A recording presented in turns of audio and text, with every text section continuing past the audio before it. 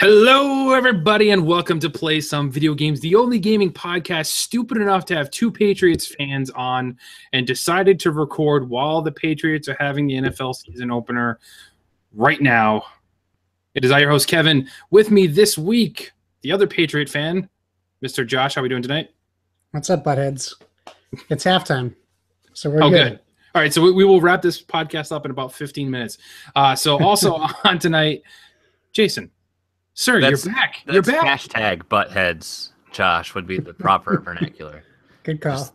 Just so you know. I'm back. I am back. Hello, welcome. Yay, welcome. It's been like a month and a half. Has it? Has it been longer? I don't know. It's been a while. I'm glad you've been keeping track for me. Yeah, we checked. Makes me feel slow. We checked. Oh, you've been gone almost as long as Flexdepose was due to a bunch of errors that happened that started with me, actually, so it's my fault. I will take the blame. Yeah. It's all your fault. I caused it. Your bad juju. My bad juju. And then speaking of bad juju, with us again this week is none other than the big boss man himself, Donnie. What's going on, fellas? Greetings, Koopalings. Wow. That's all the energy we got tonight? There was a hurricane of brewing. He's not talking about the WWE wrestler. No, I'm not. That would have been way cooler, though, if you were. Although, yeah, Shane was good. He's an entertaining guy. He's got a great podcast. Does he? Yeah. He's a little redneck. But is that what they all do? They all just podcast now. Jericho, they really do. Like, wrestling is totally into podcasting and, like, getting you behind the scenes. There's almost, like, more fans of that than actual show anymore. It's bizarre. But yeah, no, Hurricane Irma has had me tied to the desk for quite a bit. We are bracing. That and tigers. That and tigers, yeah. Well, tiger wasn't in my jurisdiction. But it's bad when a circus tiger escapes. So that's a rough day for anybody. Yeah, totally. So, yes, thank you, everybody, for tuning in and spending just a little bit of your time with us each and every week. We appreciate it. This is episode 99, guys. Woo! One more till the big 100. So we are. Hey, you know what you should do for an episode 100? You do a really cool live show and then you delete it. I hear that's how you do a good episode 100. I feel like that's so what the cool kids are doing. Like, I'm saying for a friend. I don't know how. I've been personally no experience, but one of my friends had a story that went something like that. His name rhymes with Mason. No. Bucus. Yes. Okay, fair enough. So, without further delay, I guess we might as well catch you guys up with what we've been up to. For once, I guess I'll go first. So, this is going to sound like a broken record, guys. I'm playing Mario and Rabbids Kingdom Battle, as I'm pretty sure everybody's going to talk about. So, maybe we'll save it for the last person we go to kind of give our. We talk about it now, yeah. Yeah, all right. Let's just do it now. All right, so Mario not versus Rabbids, Mario X Rabbids Kingdom Battle. I think I said this last week, dude. I love it. This is such a great game. It's so much fun. A lot harder than I thought it was going to be. Like, my kids are not going to be participating with this, although the co-op levels, some of them you can do, and it kind of works. But I'm struggling on World 3 right now. I'm like halfway through, but just kind of struggling. I've had to redo a couple stages over and over again a few times, trying to find the right characters and the right levels and stuff like that. But really, really cool game. I'm digging it. We're all playing that right now. So, Donnie, I know you talked about it a little bit before, but what are your thoughts so far? I beat that sucker. At least the campaign. I've slayed that beast. He diamond cut it. I did. And I did it in stunning fashion. I was off on Monday. My son got sick over the weekend. And it was one of those things where he was running like an off and on fever for like 3 days. So he'd have a fever at like 99, and then it was like 100, it was like 101, and come back down to like 98 and go back up. So we just couldn't send him to school. So like Sunday night, I was like, we can't send him to school. And she was like, no. And I was like, all right. Knowing that there are hurricanes of brewing, I was like, it's easier for me to get out, early than later. Yeah. So I'll take first day off. Like, I'll just call in on Monday. Knowing that I was going to be off on Monday, I sat down, or not off on Monday, like Monday was a holiday, but the next day after, so Tuesday, I sat down that afternoon. I was on World 3, like World 3-2, and I was like, I'm beating this thing right now, today. I'm off. I don't have to go to work tomorrow. I'm beating it today. What I didn't know when I thought of that was that I would be up until about 4 in the morning to accomplish that. To get from World 3.2 to the end of the game, it literally took me almost 10 hours. Oh gosh. I played that game straight through. I posted a picture of it on our Twitter from the Nintendo parental app thing. On Monday, I played that game for 12 hours and like 50 minutes. What's the total? What was your total playtime for it? That's a really great question. How long that according to the app, I'm about 26 hours. Okay. Now, did you do all the challenges and stuff too, or is that just kind of doing other base missions? I did most of the challenges up until the point that I wanted to finish it. I haven't done any of the challenges in World 3 or 4. Okay. Like once I got to where I did some of the ones in 3, like right up until the early, and then like once I was like, okay, now I want to beat the game, I was like mainlining missions all the way through. But to give you some impressions of the game, Kevin, I gotta agree with you, buddy. I really like the game. It's really, really good. And I wasn't as like keen on it when I first started playing it. I think my expectations were a lot different.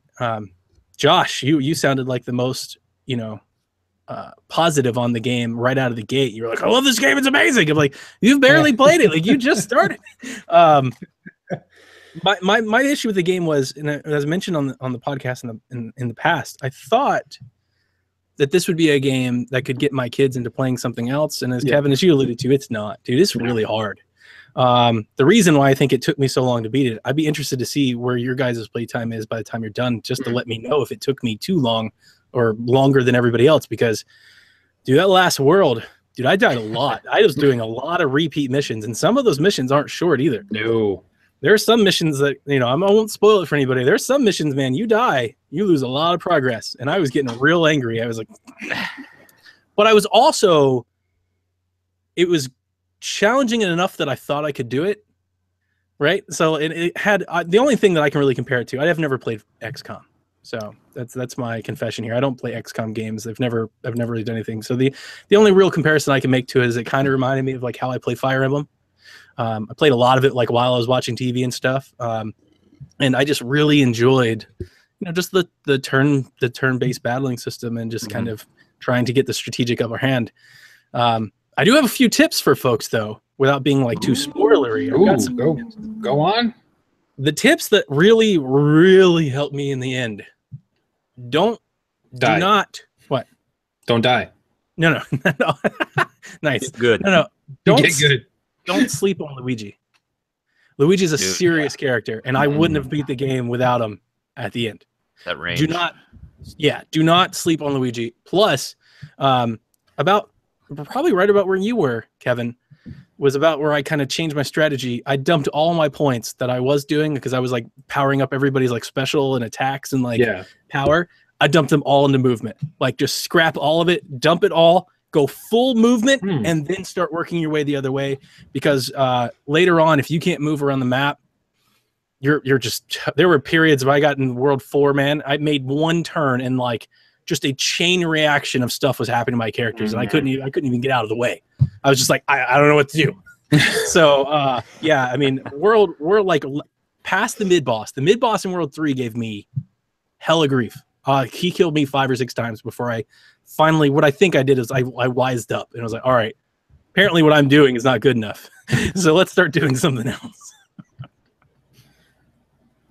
Yeah, I'll let you know as soon as I beat it. I'm taking my time with it, as I know Jason is as well. Kind of just chip away at it when I can, using it as a lunch break game for right now, probably until Metroid comes out. But Jason, so I know you talked about Flexibles, but what are your impressions so far now that you played it a little bit more? Well, coming into it, I hadn't really played a whole lot of strategy games. Probably my most experience comes from the Shadowrun series on PC, recently done by Harebrained Schemes. So your Shadowrun Returns, Shadowrun Dragonfall, and then Shadowrun Hong Kong, which I own but haven't played yet.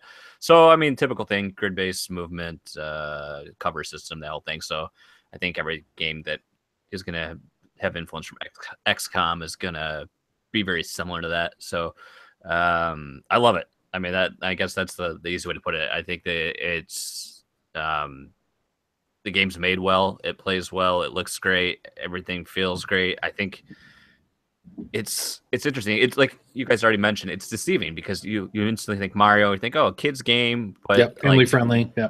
Yeah, but the systems at play here are a lot more advanced than what a typical child is going to be able to wrap their head around, at least easily. You know, my son was hating it. Second or third battle into the game, he's like, well, he's I feel just like they're not even going to like that type of system. You know, that turn-based. Yeah, turn-based combat. Yeah, you're right. That really doesn't appeal to. I mean, I think most gamers until they get older, like he likes it. He just doesn't like losing constantly. Like when tell him to get good. Right? When I got through World 3, I started doing the co-op missions with him. Yeah. He really likes that.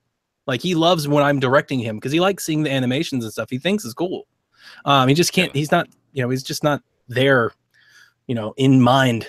Yeah, to do it himself. Right. And you know, unfortunately, the easy mode isn't all that easy. Like it lessens the challenge, but it's definitely like the easy mode should be like the golden mushroom, right? Like that's what the easy mode should be. Like you should just be able to walk through it. Yeah. It's not. Like you still die on the easy mode.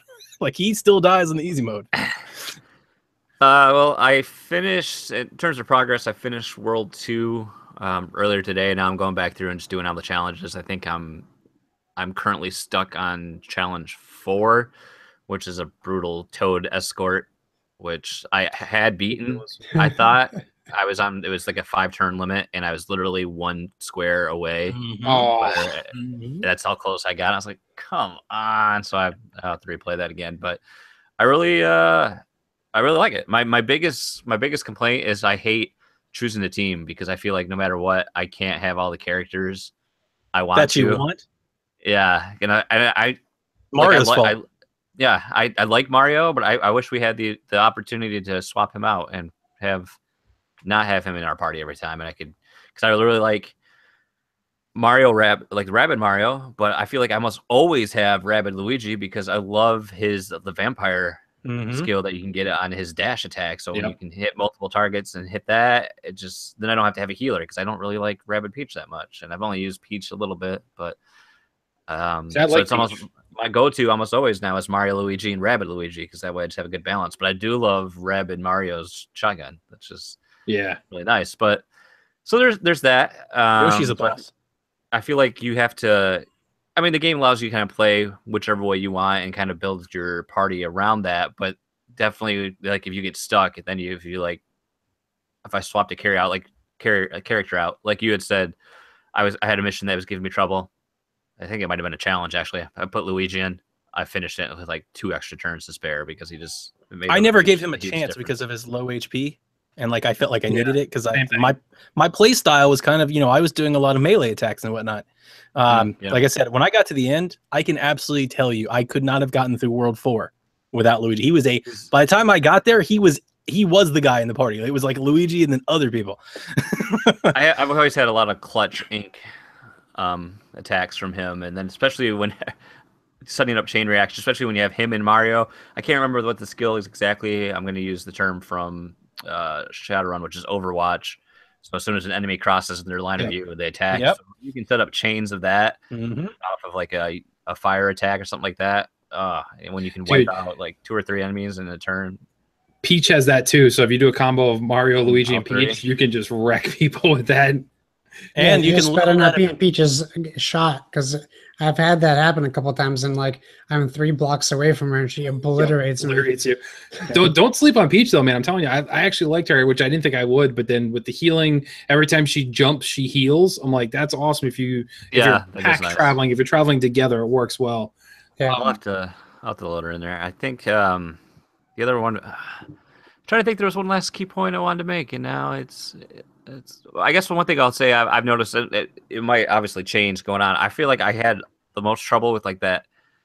I think the hardest boss I fought so far was the mid boss in World 1, the giant piranha plant. But since then, the other bosses I faced, in terms of like losing my like death, that wasn't a concern at all. It was just trying to do it in the adequate amount of turns. But I feel like it's been considerably easier. Maybe that's just because I've gotten a lot of gold, so I've always been upgrading my characters, or it's probably, let's face it, because I'm going back through and I'm trying to collect everything and do all the missions. So I have, I'm having a lot of chances to upgrade. So I'm sure that's.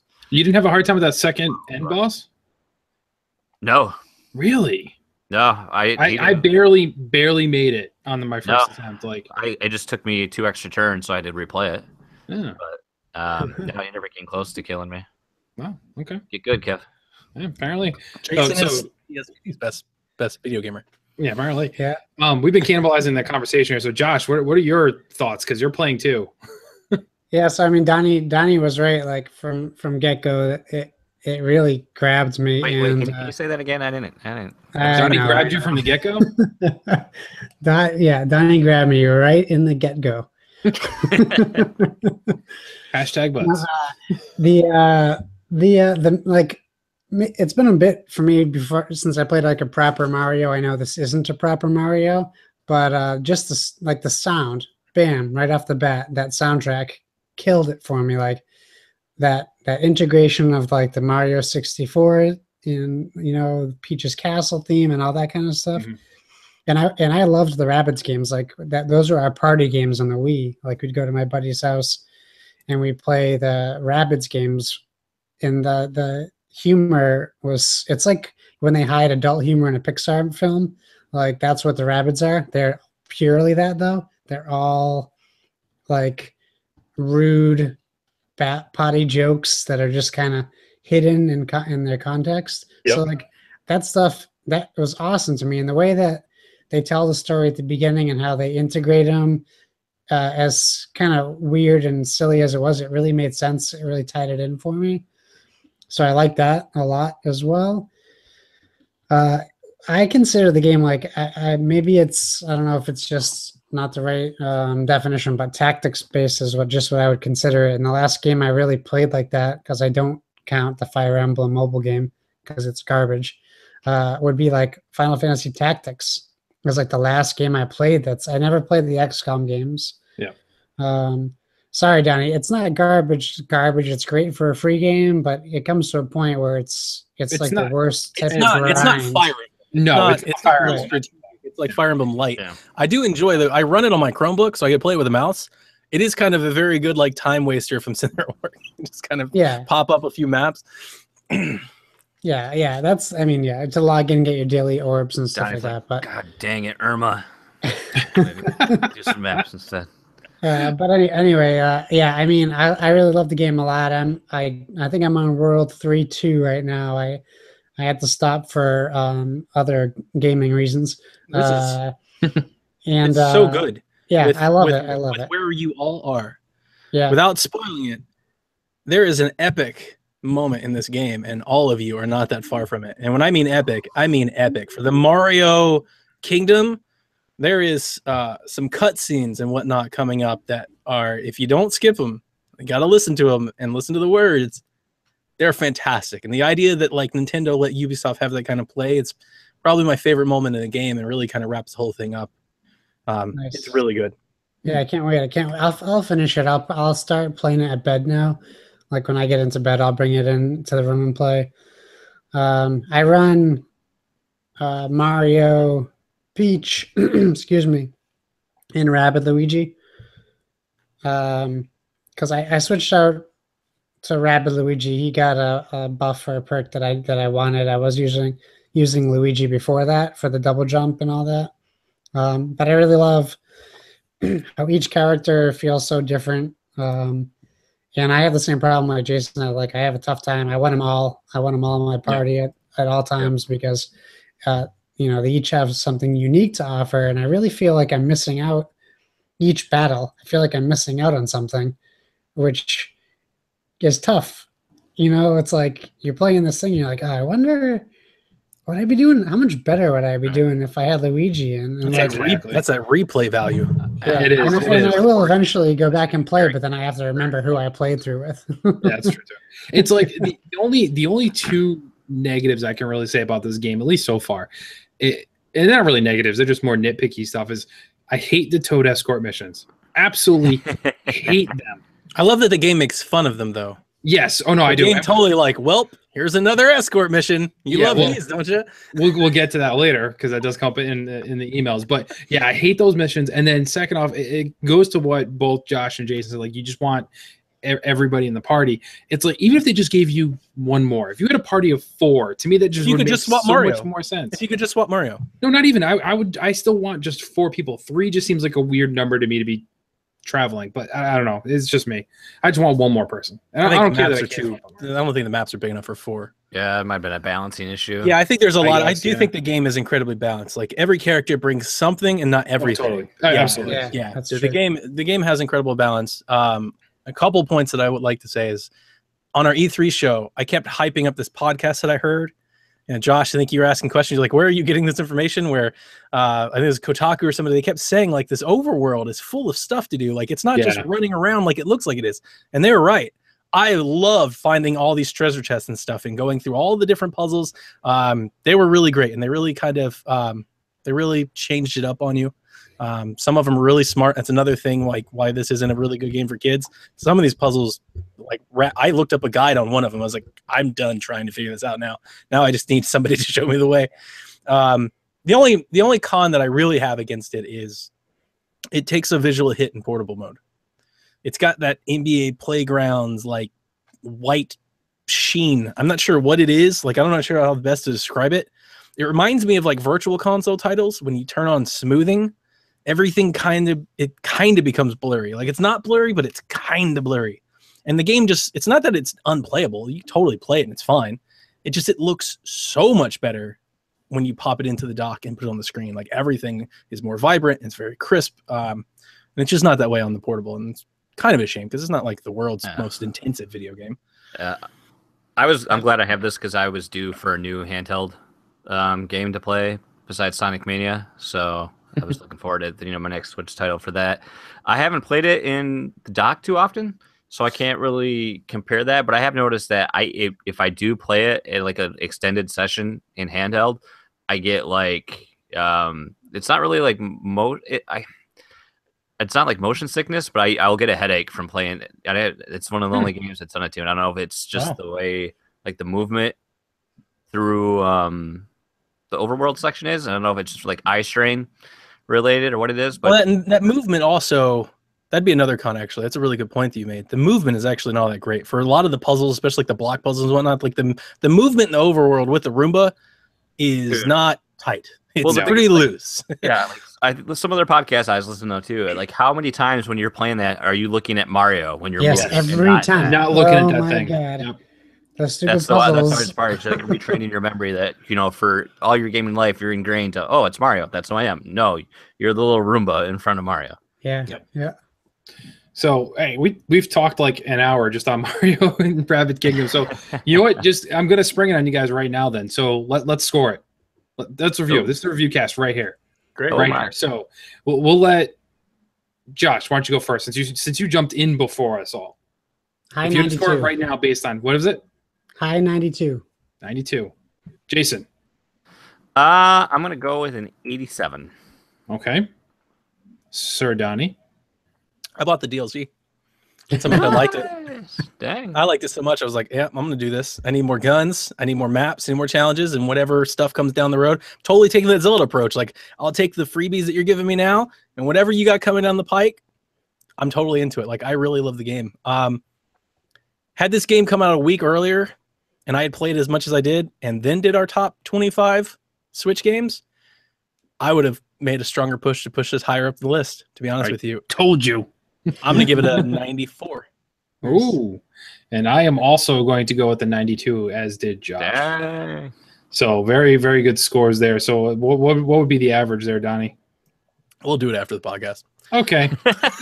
I don't want to do math right now, man. So the official result is, hey guys, it's good. Just go out and get it. If you have a Switch, basically, I think it's safe for us to all say, if you have a Nintendo Switch, you guys should be playing this game right now.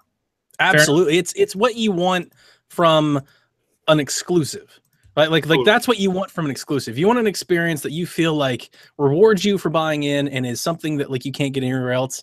And your aggregate review score is a 91. Okay. There you go.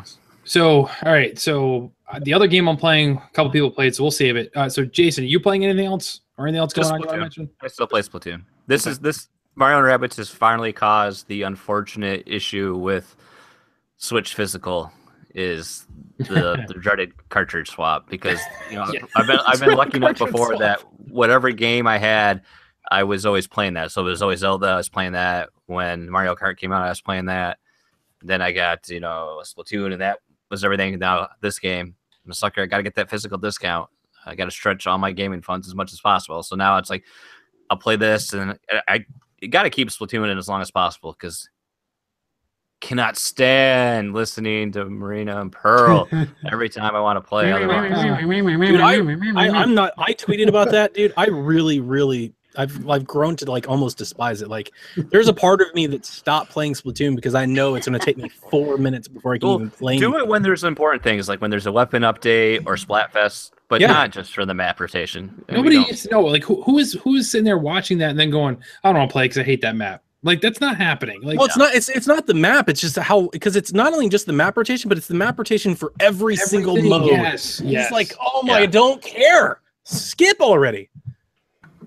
Or novel idea, have the same maps for all the different modes at the same time. Just available. Like, let me just pick my map that I want to play. Or not even just, if you have two, just have the announcement for those two maps and that's it. You don't need different maps for league, ranked and ranked. Hide your little intro behind those that go into the lobby. If I want to play single player or salmon run, let me go. Even better. Let me go. Yeah. Even better. So I'm playing that, and that's it. Right? I just bounce between those two.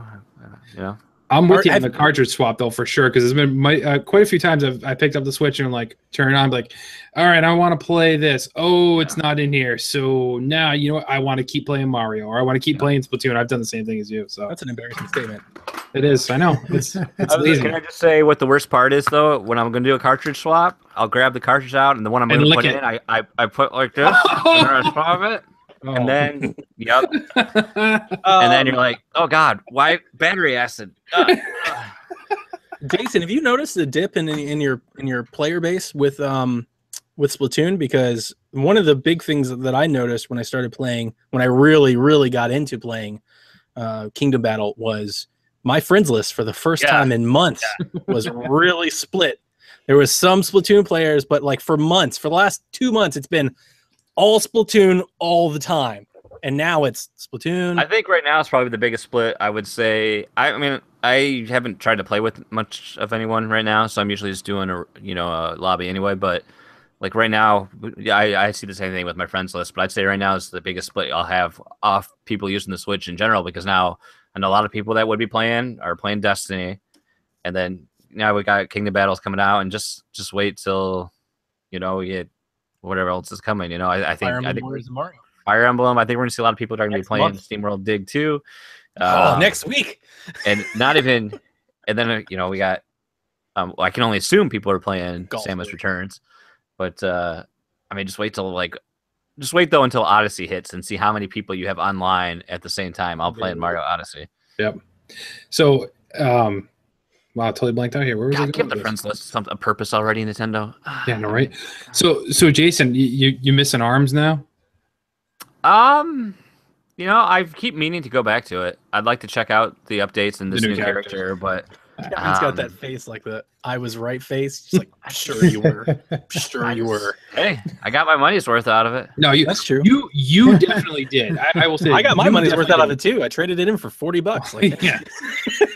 I think Jason's an exception to the rule here, where he played it substantially a lot more than most people did. Like, you dug into that. Yeah. And that's I would play it with the intention of playing maybe 15, 20 minutes. And then I would get into a match where either I would beat someone a bunch of times and they just want to keep fighting me. So I'm like, okay, we'll keep doing this. Or I would lose and the same person would beat me over and over. I would just keep playing them until I could beat them or analyze their tactics. And I would play till 2 or 3 hours sometimes, staying up way too late doing that, because I got consumed in that ranked mode. And especially now they've increased the ranking, and now all the people that are good have moved further away. So now I could climb my way up some more. But it was just fun, because I never thought I didn't think I'd be good enough to hit double digit ranking, and then I kept going, and then I just kept going. So it was fun.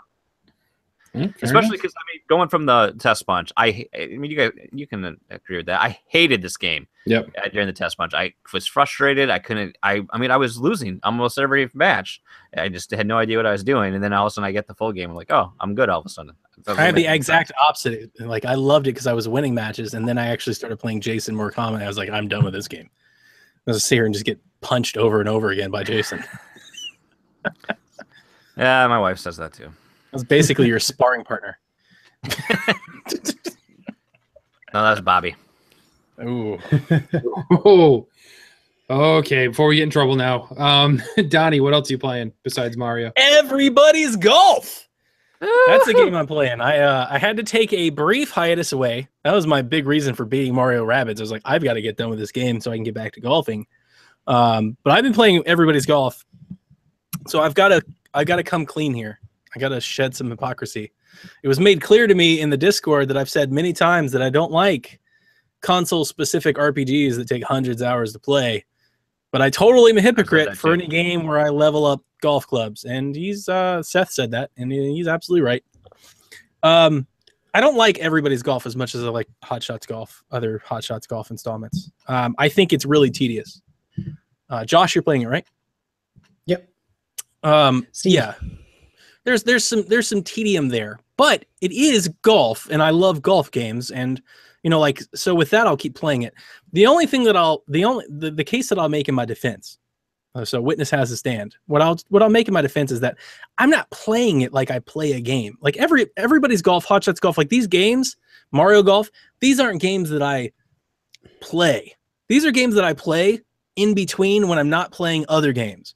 It's like I'll play Everybody's Golf for 2 or 3 years, and I'll play it like a round a day, 2 rounds on the weekend. I'll play it in the morning. I'll play it before bed. I'll play it in between of other times. Like when I play Uncharted, like I sit down to play and beat that game. Like I'm there to play that game until it's over. I'm not going to sit there and just grind out, Hot Shots Golf, Everybody's Golf for the next 100 hours and then go play Metroid. Like I'm going to keep playing Hot Shots Golf for a while just because I like it. That's only just because I like the golf. It's real tedious. There's a couple of things that I really don't like about it. And I won't get too crazy into it because I think Kyle wants to do a review cast. But the 2 things that I really don't like about it, you cannot level up the impact area. And that's something that's kind of new to the formula. In other Hot Shots Golf games, you could get different clubs, different balls that would, had different attributes. In this game, you can level up each club, but not the impact area of each club. Now, Josh, I don't know if you know or how I've been tracking.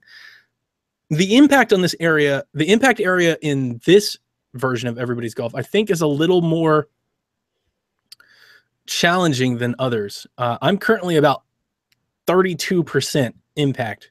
Did you guys know any idea what I'm talking about? Yeah. Like I see everybody looking off into the. All right, so in Everybody's Golf, there's a 3-click slider, right? You click X to start, you click X to set power, and then you click X to set accuracy. Okay. Like the Hot Shot system. And exactly. The impact area is the accuracy part. Okay. In the past, there's been like some movement on either side. You didn't have to be 100% accurate all the time. I think in this game, it's a little smaller. Like the margin for error is less in this game, and you really can't improve it. Like there's nothing you can do to make it better. Like it's just get better, just get good. And for somebody that like me that's not playing it constantly all the time, I don't know if that necessarily works for me. And then you have like these individual clubs. Every individual club in the bag you level up separately, which makes as a golfer, like the part of me that really doesn't like this game is as a golfer that likes golf games, that literally makes no sense. Yeah. There's no, that's not how golf works. The loft of a golf club is meant to be 10 to 20 yard increments apart. And like right now, because I've hit so many more 3-irons than 5-irons, I hit like a 180-yard 3-iron. I hit like a 140-yard 5. It makes no sense because I just haven't hit 5-irons. Yeah. And so you're not getting some clubs now because exactly. So I've done some searching and sleuthing on the internet, done some Googling, looked at some Reddits, and people are like, well, just go to the open area and just hit a bunch of 3-woods. Like there's people just grinding out like literal individual clubs. I'm like, I'm not going to do that. That sounds so tedious. Like there are people that are like, go to this hole on this course and just hit your driver over and over so you can level up your driver. And I'm like, no, like now you're kind of breaking the experience for me. Like I kind of miss, I don't know, I just kind of miss a simpler golf.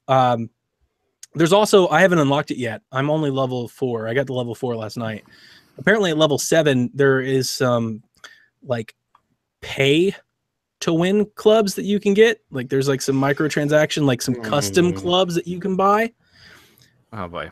I just miss like, why can't we all just play with the same set of golf clubs, like under the same conditions, and like just test our golfing merit? Like, why do we have to have the people that played it the most or paid the most get to win the most? Like, that's I don't know.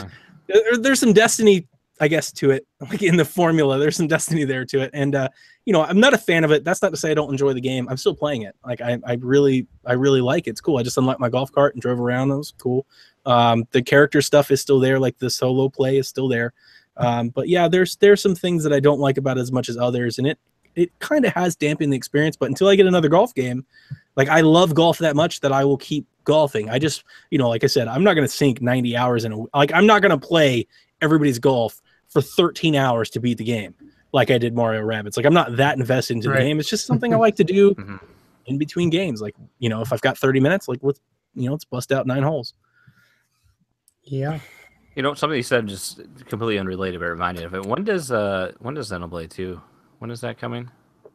They haven't announced the date. I really feel like it's probably November or December. I think. Yeah. I always felt the same way that you did with RPGs. Like I don't have time for it, but now with the Switch, I'm like, okay, maybe I need to pay attention to this because I might be able to make this work now. And I love me some Xenoblade. Like I'll play that game exclusively for a couple weeks to really sink some time into it. But yeah, no, I get it. Josh, what do you think about Everybody's Golf? You're playing it. Like, what do you have anything? Well, I only played it a little bit, just because of the timing when I got it. I got it about a week after release. So for me, it felt like Hot Shots Golf, which is the appealing part to me. I don't know if you guys ever played the Monster Rancher series for PlayStation, but the whole layout of the game reminds me very much of how Monster Rancher works, where you're like talking to these weirdly over eccentric anime characters who are teaching you how to that totally makes sense. Come to this farm and we'll teach you how to do this. So, did they do like the whole? For me, not yet, but I can see. Yeah, yes, I've got screenshots of my character after sinking a birdie doing weird like peace signs. You can pick your anime. Yeah, you can pick your character animation. So I picked comedic for mine. So my guy shakes his ass in front of the screen once he hits a birdie. How perfect. Yeah, so that was just coincidental. But yeah, it's quirky. It's a little weird when you have to go tee off with 4 other people teeing off at the same time, anywhere from like children I don't like that either. I wish I could turn women. That off. So that's weird. The running just is. I don't know why they released a game where they have people who run like that. That's definitely a Japan thing. It's bizarre, but it's quirky. I like it. It looks great. But the game on a whole, no pun intended or pun intended, is exactly Hot Shots Golf. If you remember that, the mechanics are the same. Donnie's right though.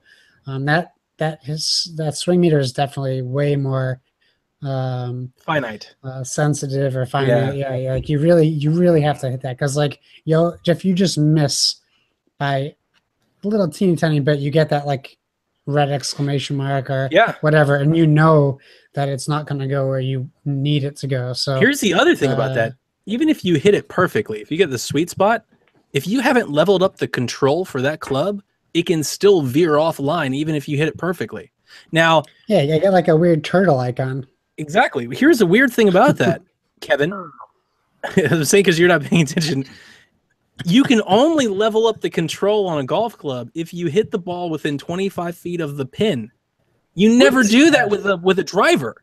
So there are people online that are literally like, go to this hole so you can hit your driver at the pin to level up the control, because if you don't, even if you hit it perfectly, it can swing offline because your control isn't good. Like it's real tedious. There's a lot of that. It's very like metadata. I'm not a huge fan of it. That part of it. Also, like I said, I'm level 4. I've beat 6 gallery characters. I don't know. I'm probably 10, 15 hours into the game. Last night I played 9 holes. I was 9 under par. Like I don't feel like I'm bad at it. I still have only unlocked 1 course. I'm playing on the same course that you get in the game. I've unlocked 1 more course, and then I've bought 2 courses. So like if I didn't buy 2 courses, all of this time would have been spent playing on 1 course. So it's real grindy. Like the grind is real with Everybody's Golf. I mean, it's a serious grind. It's insane. That doesn't sound fun. No, not at all. Coach Mo streamed it though, by the way. Did you guys watch that? Yeah, Coach Mo streamed Everybody's Golf, and if you don't watch anything else this week, go to YouTube and watch it because his first hole is hilarious. He tops a tee shot, swings it into the woods, swings it to the other side, throws it in a bunker, and then I kid you not, look at me, throws it in the hole from like 170 yards out for a bogey. I was watching it live and just died laughing. I was like, Coach, I'm laughing with you. You hear him on stream, he's like, I don't know what just happened. Like, he's everywhere and just throws it in the cup from 170 yards out for a bogey. It's like a great bogey. Hey, I just want to point out that if you're on the Twitter right now, you should hit up Wario64's deal. $1 for 8 piece of bread twists at Domino's. Come on. He doesn't discriminate. He doesn't just give you game deals. You can get some cheap Domino's. And people are tweeting, Donnie, that their Xboxes are shipping. Oh. I'm refreshing. I got one. I paid $12 for it. Not yet shipped. Chad is stating that our stream is having issues playing. I don't know how we can fix that. I blame YouTube on that, but hopefully our podcast feed doesn't. Hopefully, see, right? See, he comes over here and look what happens. Look what happens, Kevin. Hey, you wanted me? Yeah, Donnie, you were right. We shouldn't have invited him back. You're right. The other game that I'm playing is Lego Worlds. Hey. Did you guys check that out? I did a stream for it. I spun up a little new wrapper and all that for it. I did watch a little of it, yes. That's a really fun game. And it's basically Lego No Man's Sky, like after chatting with Seth. So I've listened to Seth for like a year tell me why he likes No Man's Sky, right? Like you go and you blast off into space, you come to a new world, you go off and you scan all these different things and like you acquire stuff to go to the next world. That's literally everything that I did in Lego Worlds. It's exactly what I did. Like you drop on this planet, they give you this gun, they're like, go scan stuff. And after you scan it, you can like replicate it. So instead of having like the recipes in Minecraft, you just have this gun that like shoots birds and chairs. You just like scan a tree and then just go shoot trees around. My son absolutely loved this game. When I showed him he could shoot doves at people, he just went around for an hour shooting doves at people. He just thought it was the funniest thing ever. I started doing the adventure mode stuff, which I enjoyed. It has waypoints. It has like, there's some motivation to what you're doing. And you blast off to other worlds, and they're like Lego worlds. So it's like the prehistoric dinosaur world and all that stuff. It's really fun, and it looks good. Like it looks and runs great, better than Lego City. Having played both of them, it looks fantastic. I was actually quite impressed. I think it was $20 or $30. I was like, after I played the game for, even after my first stream, which was only 45 minutes, I've played it maybe an hour or two since then. I was like, totally worth $30. Absolutely, great game. It's fun. Yeah, I definitely want to check it out too. Like it's worth it, especially for $30. I'll give it a shot over Minecraft. If you have Minecraft, right? Like if you already have Minecraft somewhere else, and then you were thinking about getting Minecraft on the Switch, I would absolutely encourage you to maybe check out Lego Worlds. Like go watch our stream, go watch somebody else's streams, because it's like Minecraft, but it's a different flavor. So like if you're already doing Minecraft, like try something else. It's fun. Cool. So. All right, so that wraps up what you got, I believe. So one last game that Josh and I are playing, and I'm so happy. He basically is making me play this game, and that is Destiny 2. I am barely in it so far. I've only done, I don't know, maybe 5 or 6 missions at this point. Oh my god, it's so good. So Josh, you're more experienced than I am in it, so why don't you go first and kind of I can just piggyback off what you say. Okay. In Destiny 2, Patriots just scored a touchdown, so yeah. And yeah, I mean it's more the same but better, if that makes sense. Everything in this game has been improved, and the biggest thing they made up for is the story. So right off the bat, you feel like you're playing a legit game. Like you have lore, you have this awesome, really, really awesome narrative between the Guardians and this big bad Gaul, and they show you his story from his perspective. So I watched, no spoilers, but I watched the first cutscene of Gaul, and I was like, I sympathize with this dude. He wants, he has a goal. He knows what he wants. He comes across, he reminds me of like Thanos. He comes across as this guy with a mission and a clear intent on what he wants to do. And he's just going to go and he's going to steamroll everyone he has to get what he wants. And they really do a great job at portraying that. They really nailed down the voice acting after all that crap that happened before. Nolan North, if you guys don't know, he replaced Dinklage from Destiny 1 for the little little ghost that follows you around. So I didn't mind Peter Dinklage, but you could definitely hear the lack of effort in his voice acting for it. So now they took Nolan North's voice and they kind of cartooned it up a little bit more, so much so that when I was streaming Destiny 2 for PSVG, I was even commenting. I was like, I don't even know if this is still Nolan North. It's a little more gimmicky and quirky, but that aside, I really enjoy it. For Kevin, not playing, did you play Destiny 1 at all, Kevin? A little bit, and it was just vanilla, and I didn't even beat it because at one point I started playing. I was like, okay, I don't want to invest too much time and get burnt out from it because I got it for like $5. So I was like, let me play it to see if I like it. So that when 2 comes out, I can play it with everybody else and be all in on that one. Okay. So I played enough to say, hey, I'm going to like this. Let me stop. So I probably put maybe 15, 20 hours into the original one. Okay. So the point I was going to make is like, it does one of the things I really enjoyed. If you guys ever played like the fun, I call it like the Final Fantasy syndrome. They start you off at max power. Your characters are over like max level, and then they just kill you and you lose all of your stats and weapons, and you have to start from scratch.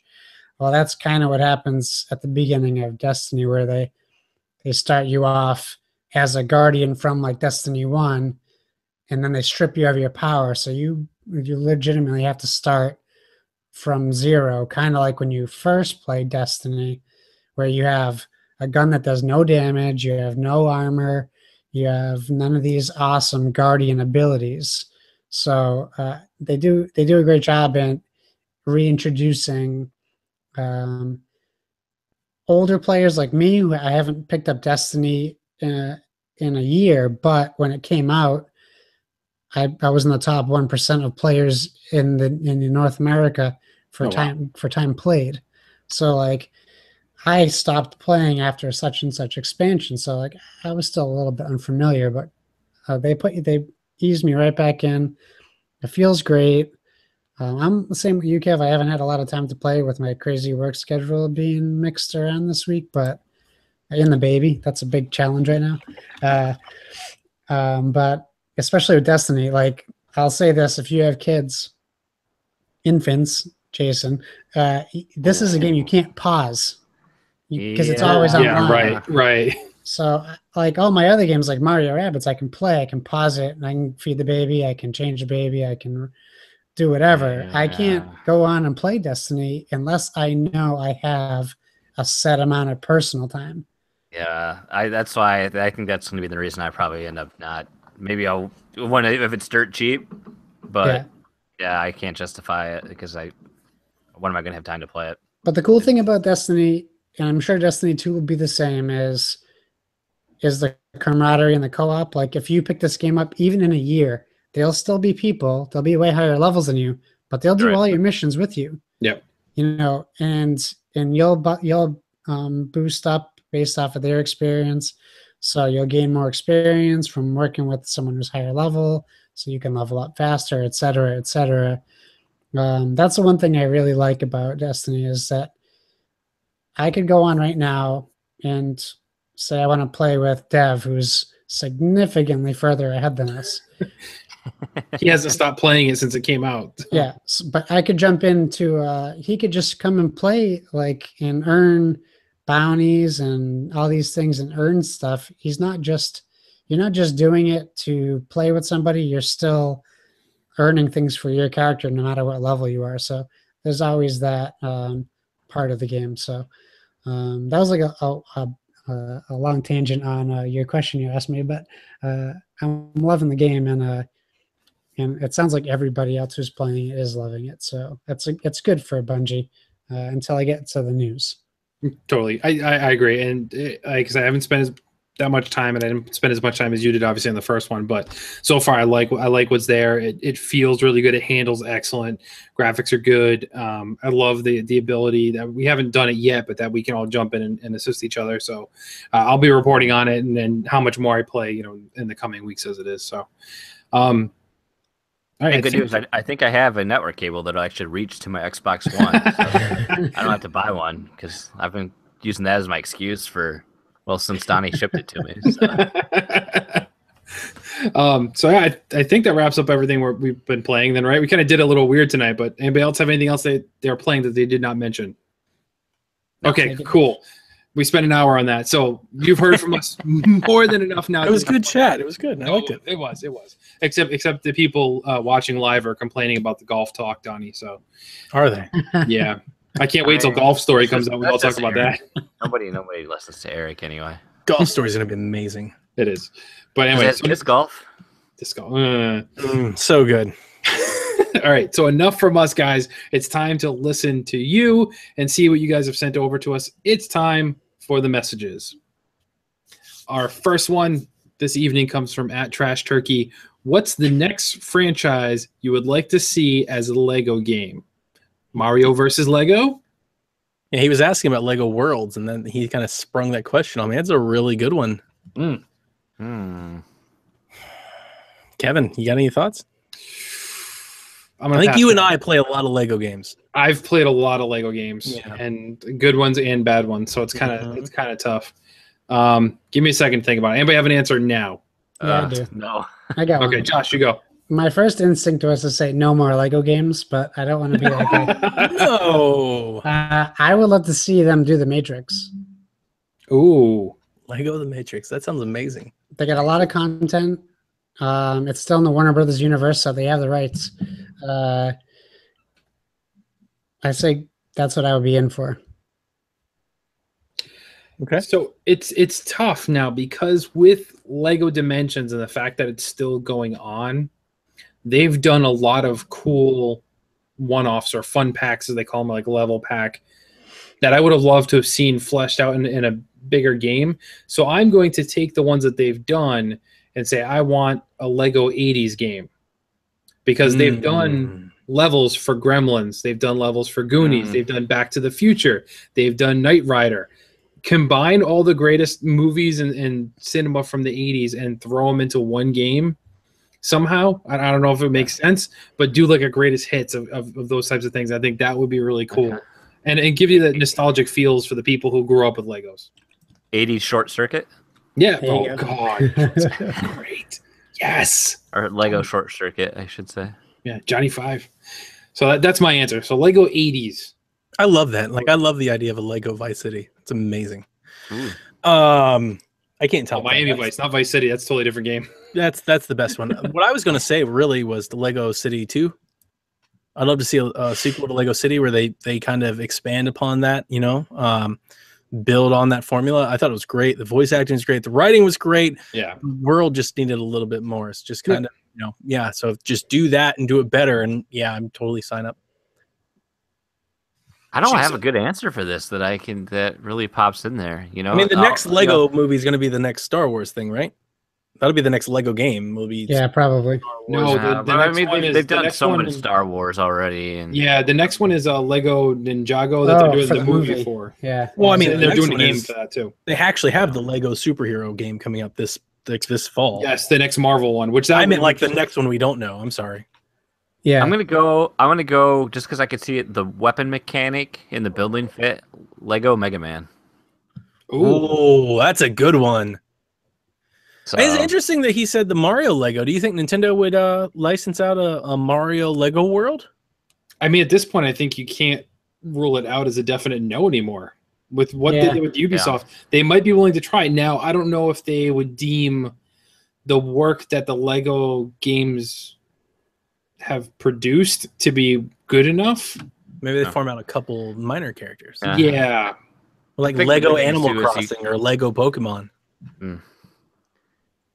I think the big thing too, they have to know that the partner's going to treat the property with how they want it. I mean, clearly, Ubisoft had what the care they've taken with Mario through Kingdom Battle. So that's the big thing, and they have to have that trust level there that they're going to treat the property the way they want it. And I mean, let's face it though, I mean they're going to be able to veto anything. So with that said, let's get Lego Super Mario Brothers the movie, the game.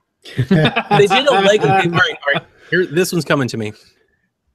If they did a Lego game with Mario, but it was all blocky, like retro Nintendo characters, the Lego game, Mario Maker Lego thing. Like, what if that was like a thing? That's neat. That's interesting.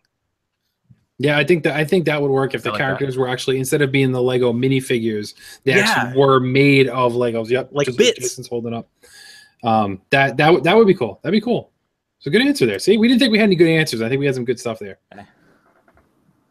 I got no answers for the next one. So okay, so Seth wants to know what's our favorite Kesha song. So number one, Seth, why? Seth likes music like me, like the weird stuff, like BB Rexa and Kesha, and I say weird being in that group. So it's funny. So Seth sent this one. He directly messaged it through me to our Discord, which you can find on the website. He sent it to me directly, and I said, "Oh man," and he thought I was disgusted with the question. But then I confessed to him that this just means I'm gonna have to admit on the podcast that I actually like Kesha and some of her songs. So I guess to just rip the Band-Aid off and say I think my favorite songs would be "Blah Blah Blah" featuring 303. And Crazy Kids, but that's my answers.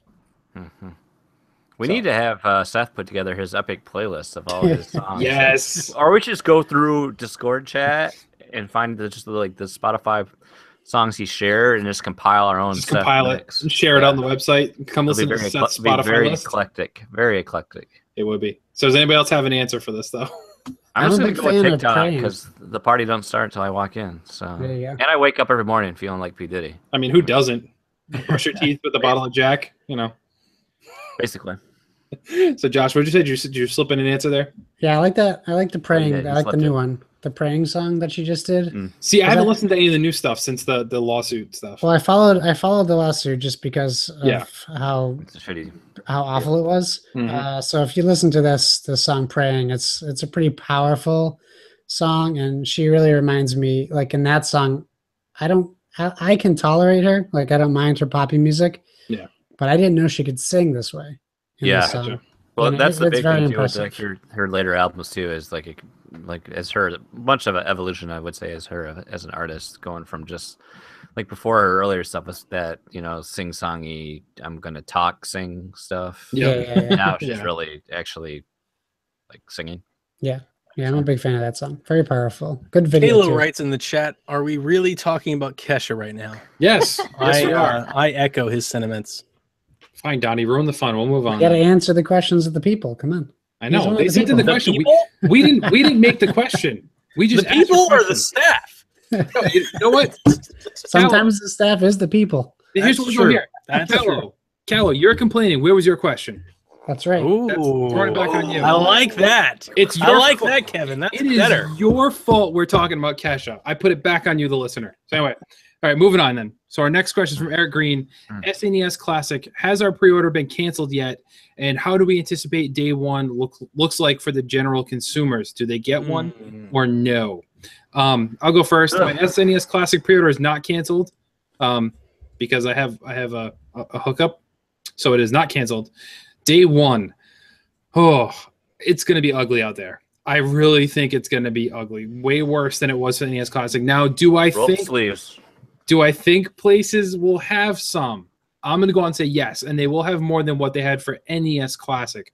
However, that does not mean it's going to be easier for you to find one because more people are going to be out there getting it. So unless you're camping out and that retailer is doing the proper thing, which I know some did and some didn't last time, was hand out tickets.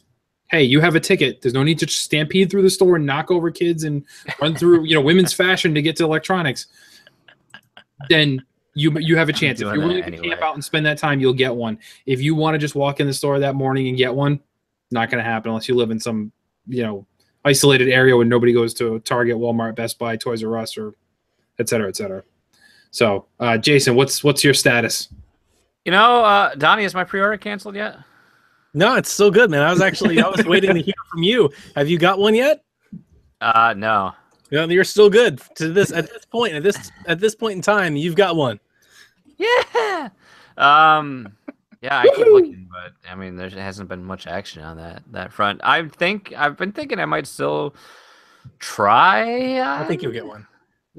On the day. I mean, because I live in a suburb of the Grand Rapids area, but it's capitalism city in my suburb because the biggest mall is literally 5 minutes from my house. There's a Best Buy, 2 GameStops, Target.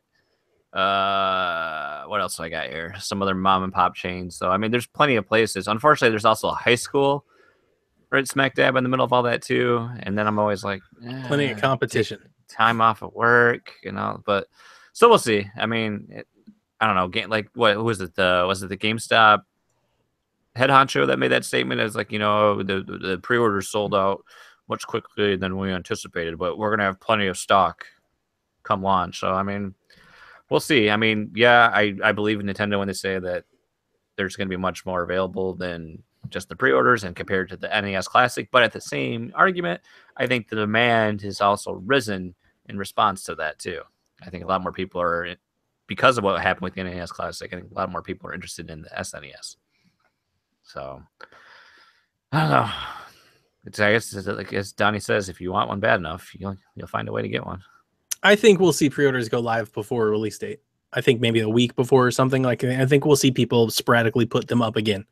And then I think you both are absolutely right. I think we'll have some in-stock stores. I think it will be more than we had with the NES. I don't think it will be enough to meet demand. And that's the thing, right? If they don't meet demand, then everybody will go, same old Nintendo. But I honestly think, based on pre-orders and everything, I think there's a probably a good logical conclusion. They probably made twice as many. The problem is twice as many still isn't enough. Yeah, right? 5 times as many people want this. I bought an NES off a truck in Atlanta a year after it came out. There's still not enough of them. So I mean, they're not going to make enough to meet demand. That, right? That's really the point that people don't want to say, and they don't want to come to grips with. They're not going to make 100 million of these. They know they could sell them all. They're not going to make 100 million. They want you to buy the Switch. They're not making gangbusters off of selling $80 SNES boxes. So they want it to be a limited item. They want you to get there. And if you don't get there, maybe you buy a Switch. I don't know. I already bought the Switch, Senpai. Notice me. There you go. I've got 3 so far. So right now, I've got myself, Jason, and my brother-in-law covered. We're good. Jason, if the UK cancels, you're out of luck. You're third on that list. Sorry, man. I got to be the best uncle of the year. I got to be the uncle of the year. I got to show up my brother-in-law. When he gives the kids blocks and I give the kids a SNES, totally winning that battle right now. So I'm in the driver's seat there. But I think we're good. I think we're good. Josh, anything different to add? I didn't get a pre-order. I was busy playing Splatoon 2 with all you fools when the pre-orders went out. So I didn't get that. I really want one bad, because I love the idea of having, because my buddy's like, why don't you just mod your NES Classic to put SNES games on it? Yeah, because you can do that. I totally could do that. But how cool is it to have an entertainment center with an NES Classic with 600 games on it, and then an SNES Classic with however many games I can fit on that? I would love to have that line. All my Nintendo ones. Boom, boom, boom, boom, boom. My Switch sitting in the back, looking all nice and pretty underneath the TV. That's what I want, and that's why people are buying it. It makes total sense. And it makes sense why they don't make enough, because all they're doing is getting people to notice Nintendo. That's why they do it. Every retailer, if you ever worked in retail, you know why people do these things. I hate it, but I get it. It's a smart business decision. But sometimes the consumers lose out. And with this situation, it's not much different from a lot of the things I love. And I'm going to use PAX East as an example. Once scalpers know that people like these things, they gouge you, and they ruin it for the people. Because my mom bought an NES Classic for my brother because he asked for it for Christmas. She paid $180 on Amazon because she thought that's what it cost. Because she didn't know, she just thought that was the price. So that's what they're doing. They're capitalizing on the people that aren't us, that know that all they have is a list. They have a game that their kid wants, and they'll buy it if they can afford it. They don't go, oh, it's only selling for $60. I'm not going to spend. Anyways, we could go on a whole tangent. I really want to get one. And if I can find one, I can't wait in line. I got to work. So if I'm able to score a pre-order from, like, if Coach can hook me up, or some of my buddies at Best Buy can hook me up, then I will. But if Jason gets one, I've got one to give. Yeah. So, I mean, we got a good network, and I totally appreciate that. And I like to give into that network when I can as well. So, I got two questions. Eric asked, "What do you think about GameStop saying bundles are convenient?" We covered that. But just to briefly say on it, I think it is convenient for the scalpers. Like, it is a way to combat scalpers. Like, you just said somebody paid $180 for one. Like, you could have bought one of these for $140, a Mega Man helmet. Maybe you didn't want the Mega Man helmet, but you still could have had the opportunity to buy one if you really, really wanted one. Then you could scalp that Mega Man helmet. Well, I tried to buy one of those bundles, but they were sold out. Yep, they sold out. They didn't sell it super fast, but they did sell out. I have a question to ask you guys, because it's something I've been thinking about, and Jason, or this might come up for you. When I get my SNES Classic, I don't expect that I'll ever play my NES Classic ever again. There is a part of it that thinks if one of these gets canceled, maybe packing that one up in the box here and giving that to the brother-in-law and the nieces and nephews, and then taking the extra SNES and sending it Jason's way. What do you guys think about something like that? I obviously already know once I get these SNES Classic games in perfect pixel mode, I'm probably never going to play the NES Classic ever again. So at that point, that becomes somewhat expendable. Like, if I get all three, I don't have to get rid of it. Like, I can leave it, or I could sell it. Like, it'll just sit there on the shelf. Like, I wanted to kind of touch on what Josh's saying. It is cool to have all of them, but I'm not particularly fond of that console, and I'm also not a collector. So it's not something that I ever wanted to have forever. Like, I just kind of jumped onto it because I thought it was fun. That makes sense. I think I'm going back on it. I'm kind of I was caught up in the whole NES Classic thing, but I don't really miss the fact that I never got one, because I don't think I would really play it. Like, if I really want to play those games, I still have my NES. I can take it out and play those. But I've played Mario Brothers a million times. I've played almost every game on there a million times. Like I said, that's why the SNES is more on a different pedestal for me, because I didn't own a Super Nintendo, so I want to have that. While with the NES, I'm like, it's really familiar territory, and that nostalgia. I thought it was there, and then after everything happened, I was just like, Fair enough. So, all right. So let's hop on to the next one then. So Tyler sends in an interesting point here. This one's a bit of a long one, so you gotta bear with me here. So I think at this point we've all talked about this part of the game, at least. So I hope you've all encountered this already, but it's been noticed that Beepo, the little Roomba companion in Mario and Rabbids, is occasionally vulgar whenever he's approached by the Toadette missions, and honestly, who can blame him? It is completely censored, but however, left to the adult imagination, Beepo's conversations can turn blue very quickly, with Nintendo's family-friendly icon of over 30 years happily standing about 2 feet away, normally smiling or giving the thumbs up or something. How do you guys feel about this? His thoughts are, there's been a few games that has been shown on Nintendo console that mimics this style, like Conker's Bad Fur Day was a great example.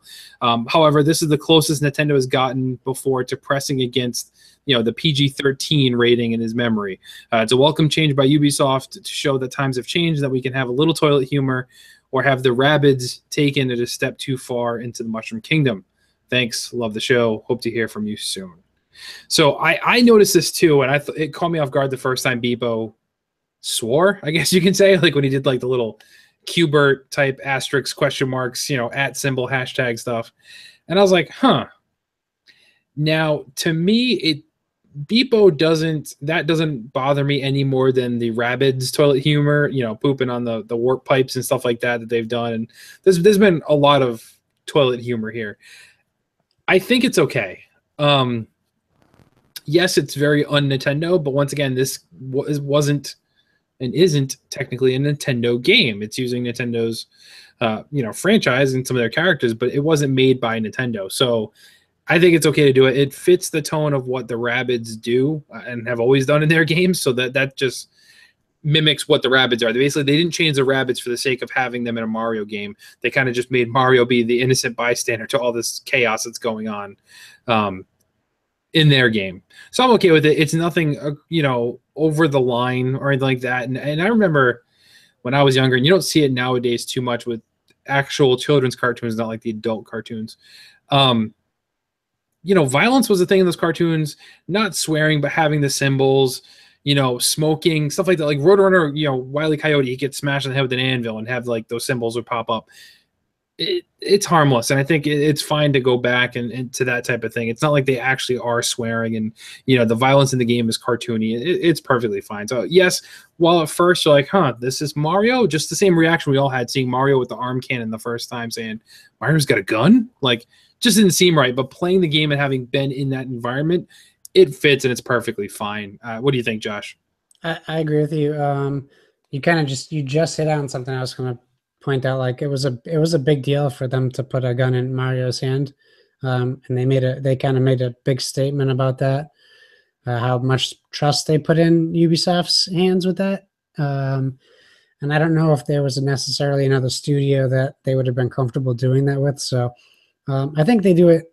It's done professionally, as professional as it can be. Like it's not mishandled. They're not just throwing it in there for shock value. And you got to remember, look at Mario's fan base. Look at the age of Mario's fan base.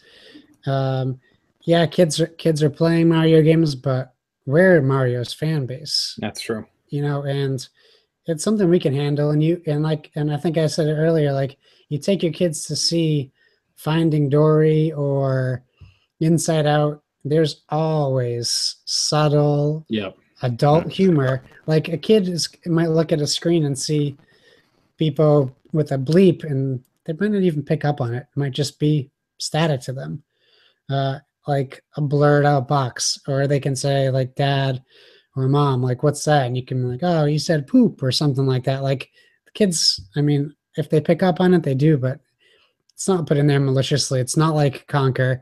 They're not he's not going around peeing on Mario. Like there's definitely a different aspect to it. So I think it's handled well. I think it's funny, and depending on the age, when the kids start to get what bleep means, that's good. That's good humor for them too. Like they can pick up on that. They don't need to know that they just need to know it's a bad word. They don't need to know what the word is. And it's still funny to kids because when they hear bad words, they laugh typically. Right. And we've all said this in our mini review we just did too. This is not a kid's game. It's, it looks it, but the difficulty level would turn off, Donnie's son from playing through the whole thing on his own. So he, had he been playing it by himself and not, with dad, he probably wouldn't have even gotten to that point of the game where he would have seen that and been like, Dad, what's this mean? Why can't I understand what Beepo is saying? Whatever.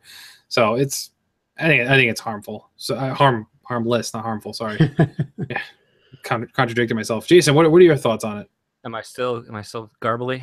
No, you're good. Crystal clear, my friend. Ah, weird. Okay. Must have been the add-in I was using. It was just Kesha.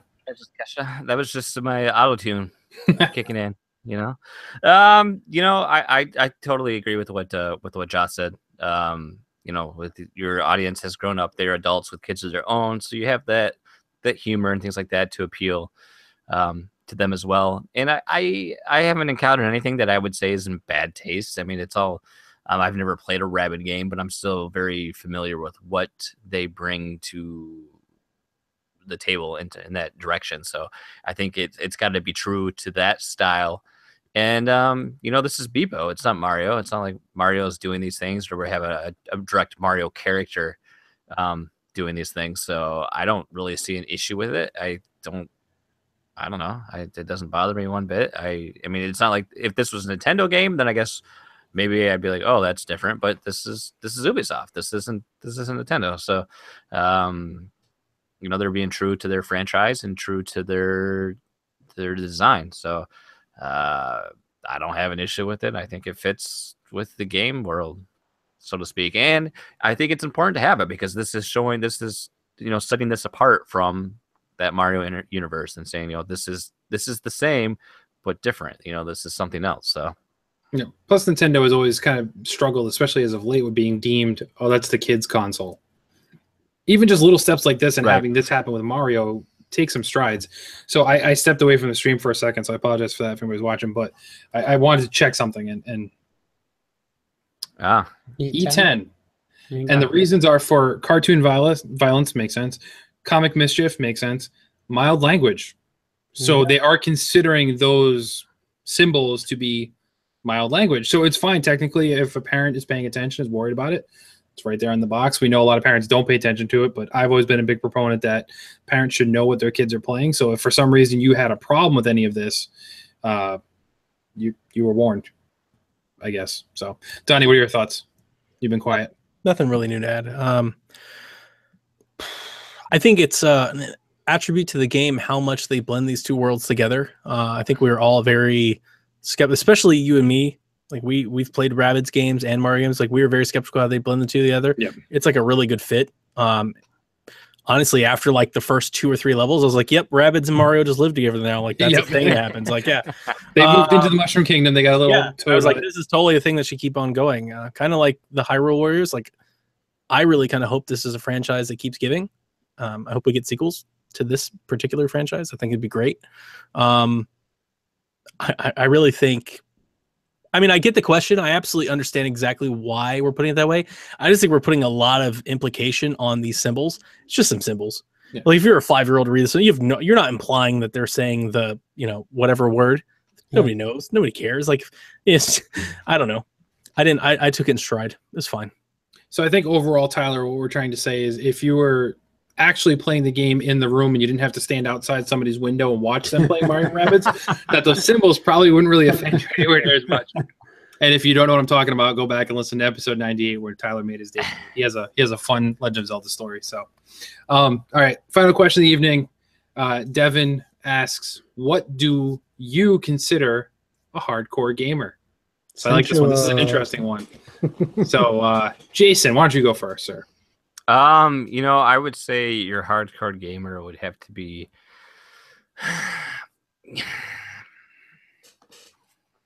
I'm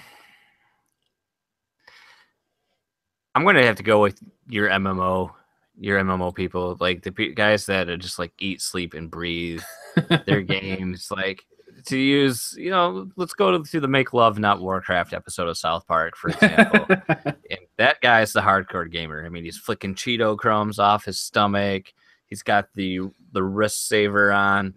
But no, I mean, it's going to be those people that I think that play their game, not only play the game like consistently, but also like dig into the social side of like dig into the lore of the game, dig into the meta of the game, learn all the systems of the game. I mean, it's one thing to learn like to play Splatoon a lot and be good at Splatoon, but if you're actually like are digging into just how much a bomb defense chunk stacks, and then if I stack this with this, I mean, it's one thing just to play the game on that top level, but then when you actually dig into the systems and everything that are behind the game, I think that really bumps you into that more hardcore category. And if you're at the point where you're like calling into work or skipping social functions to play the game, that probably classifies too. Fair enough. That's a good answer. Donnie, what do you say? I think Jason described an obsessive gamer, and I think there's a difference between a hardcore gamer. I've called into work for games plenty of times, so maybe I run a podcast, so we fit that bill.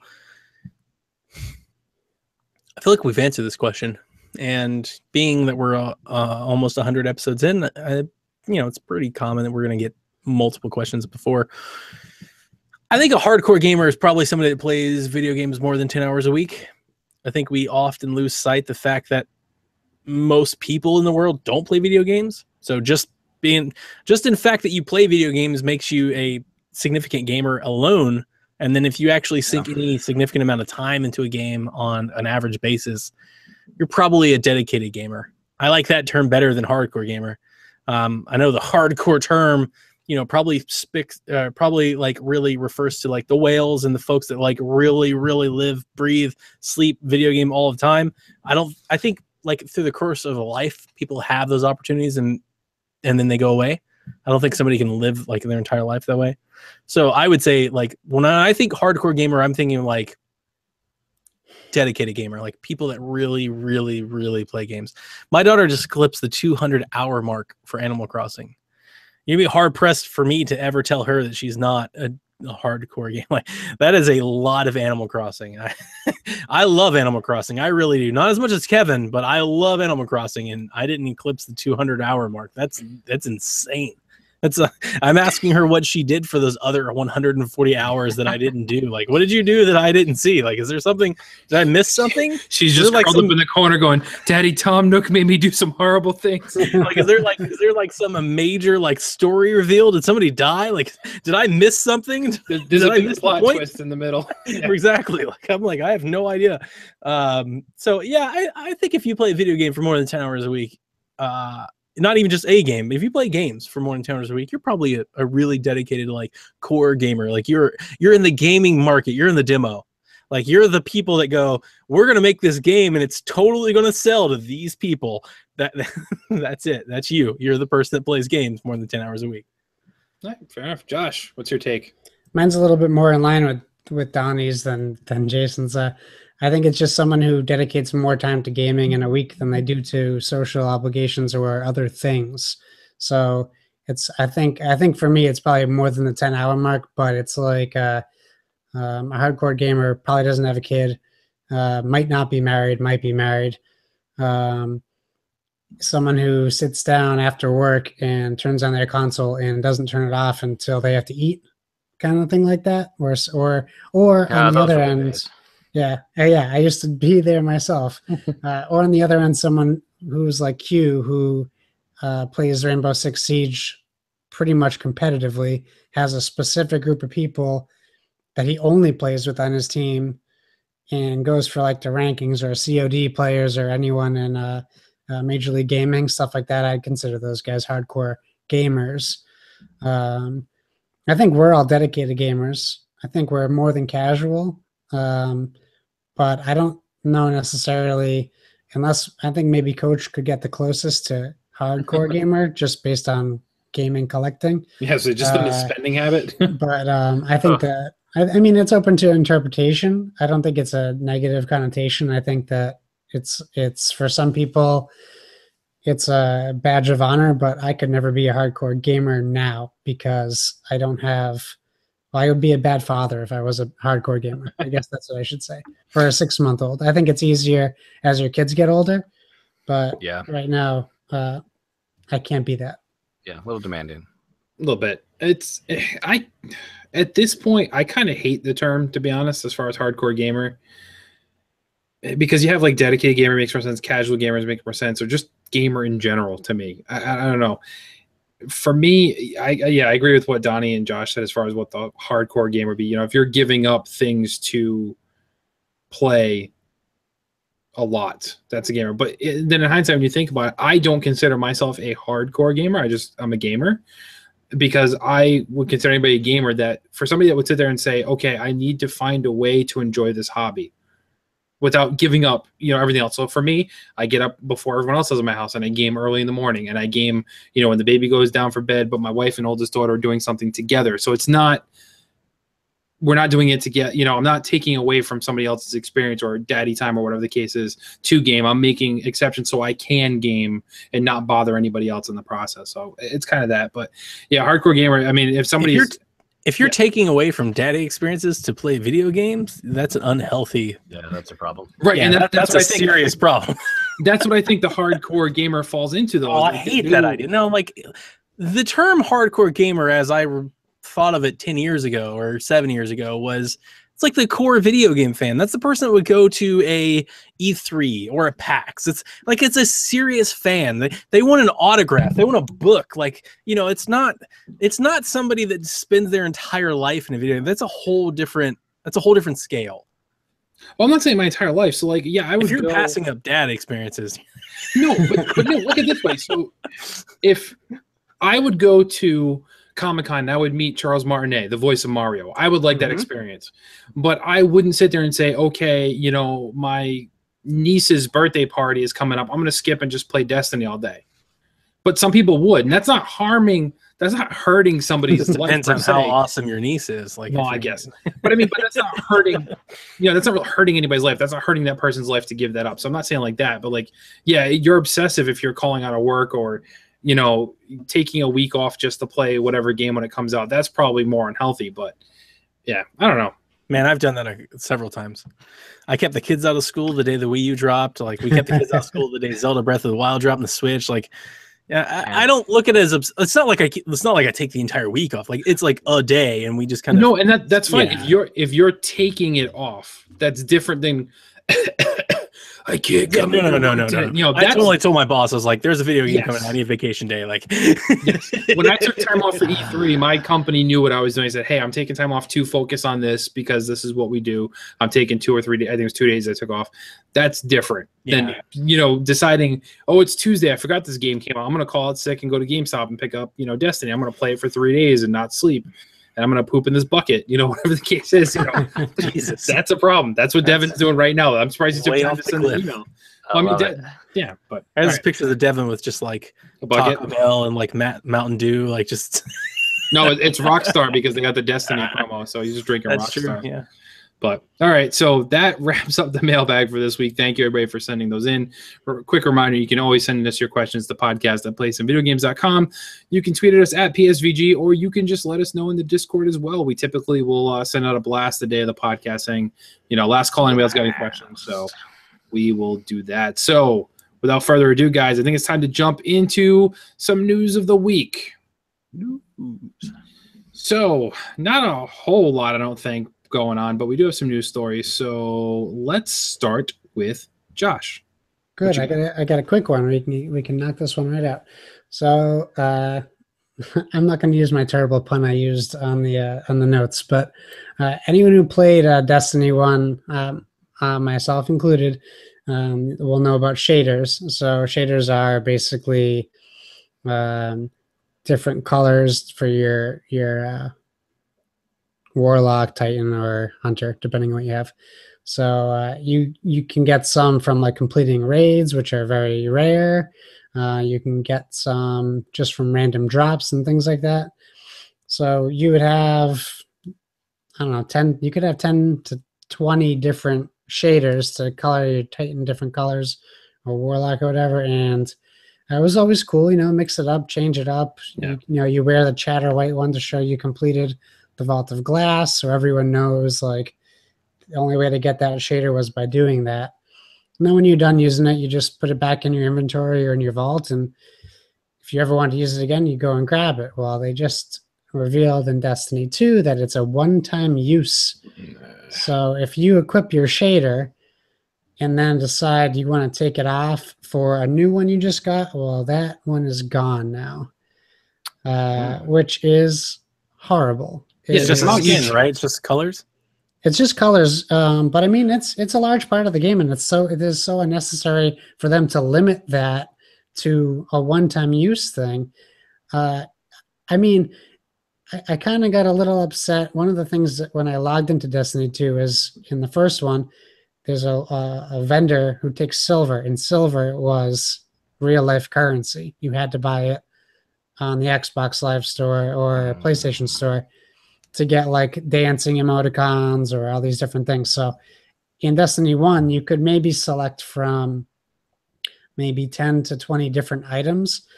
When I went to the vendor in Destiny 2, there was like 100 different items, and it was shaders for guns, shaders for the little ghost that follows you around, shaders for your ships.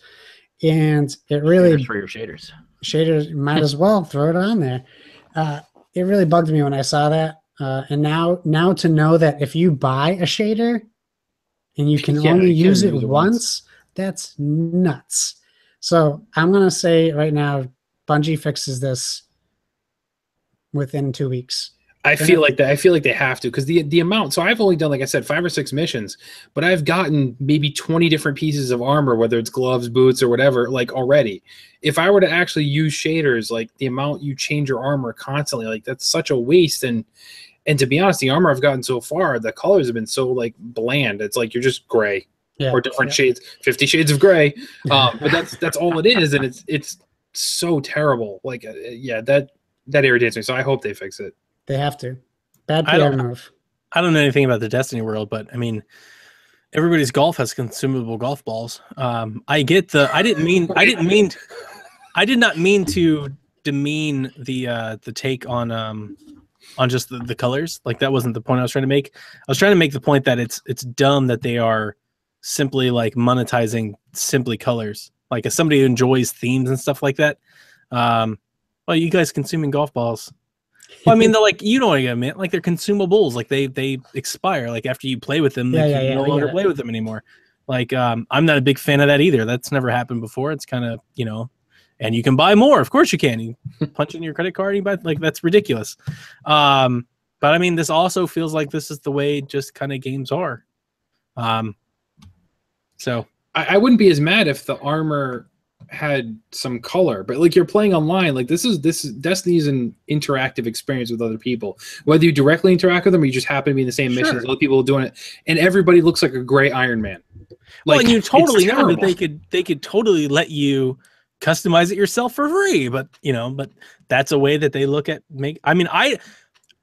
as a person that I'm not on Destiny, I'm not going to buy Destiny. So for me, like I can't like sit here and tell you how much I hate them for it, but I can sit here and tell you that didn't Devin tell us he paid like over $200 for this game by the time it was said and done? The idea that you would then charge that person to make his armor red or pink or white or like that's absurd. Yeah, like these people are already bought into your ecosystem. Like they're going to buy your DLC packs. They're going to buy your other stuff. Like you can find a better way to monetize than simple color swaps and armor. Oh yeah, totally. Yeah, and they already set a precedent for it in Destiny 1. Like it's like a bait and switch right now. Like you can't do that. So is there no way to change your colors beyond that? Like can you earn it without paying for it? Yeah, you can earn it, but if you equip it and then unequip it, it's gone. Yeah, so like like I said, I'm only a couple missions in, but I've gotten like 5 different chest plates. So if I use the shader, I lost it within 3 minutes. And people hated Zelda's weapon degradation. There needs to be like some basic this is way worse. Well, you can use the Master Sword once and then it just goes away forever. Like that's the end of the Master Sword. Yeah, no, if pay $2 to recharge. Yeah, this might be the case later in the game. Maybe it's just I'm so early on. But like, I hope some of the armors just have color in general. Like, I don't care if you want to charge me to say, all right, Kevin, you want to get, blue armor for every piece, then yes, you need to pay for it. But if I can randomly collect the pieces and they're just different colors, that's all I care about. Like, I just want it to look different. I don't want to look at the screen and say, okay, I'm playing with 5 other people and we all look the exact same way. Like, other than maybe, the Warlocks have the cloak and, the Titans, different. The gear will change color and stuff like that as you get like rares and legendaries and stuff like that. All right. I guess I'll go next. So I'm going to bring the controversial one, guys. So get ready for this. Ooh. This was talked about a lot today.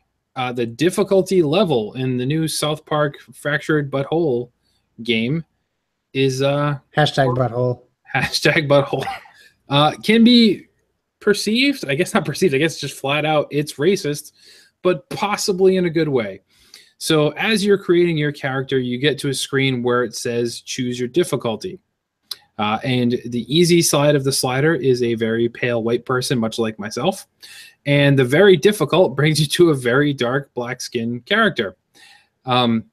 During this portion, Cartman himself even kind of jumps in and says, don't worry, this doesn't affect combat difficulty, just every other aspect of your entire life. And the developers have come out and said that basically much like in real life, race can be a contributor to any number of social difficulties that they're trying to portray in this game. Basically, your rewards and money you will get for completing missions will be lower if you're a person of color, or the way you're treated by other characters in the game will be affected by the color of your skin. So it's a little weird. I'm kind of for this, and I applaud the effort. I just don't know if I don't know if people, the masses, the general population are ready for this to be in this fashion. Devin and Callow had commented on this actually earlier today too, and said they like it. They feel vindicated and justified a little bit because they have experienced this firsthand in life.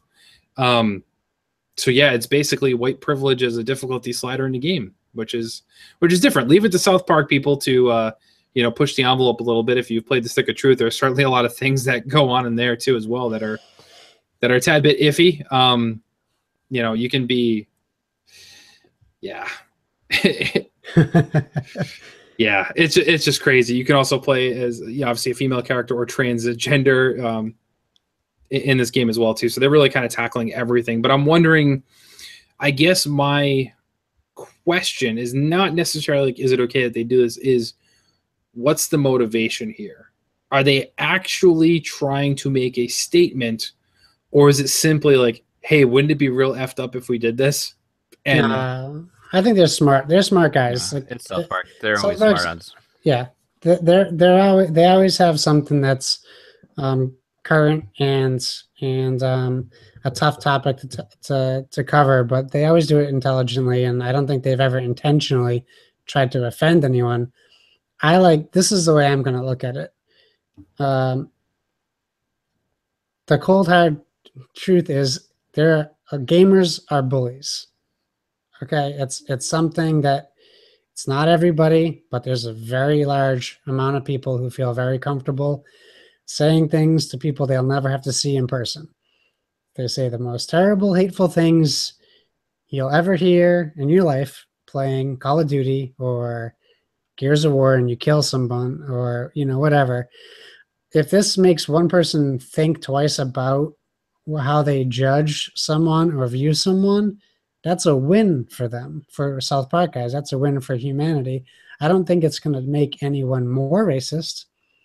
I don't think it's going to make anyone want to pick on a colored person more, but maybe it just might give someone some insight into, maybe they'll stop and think, why did they decide to do the difficulty this way?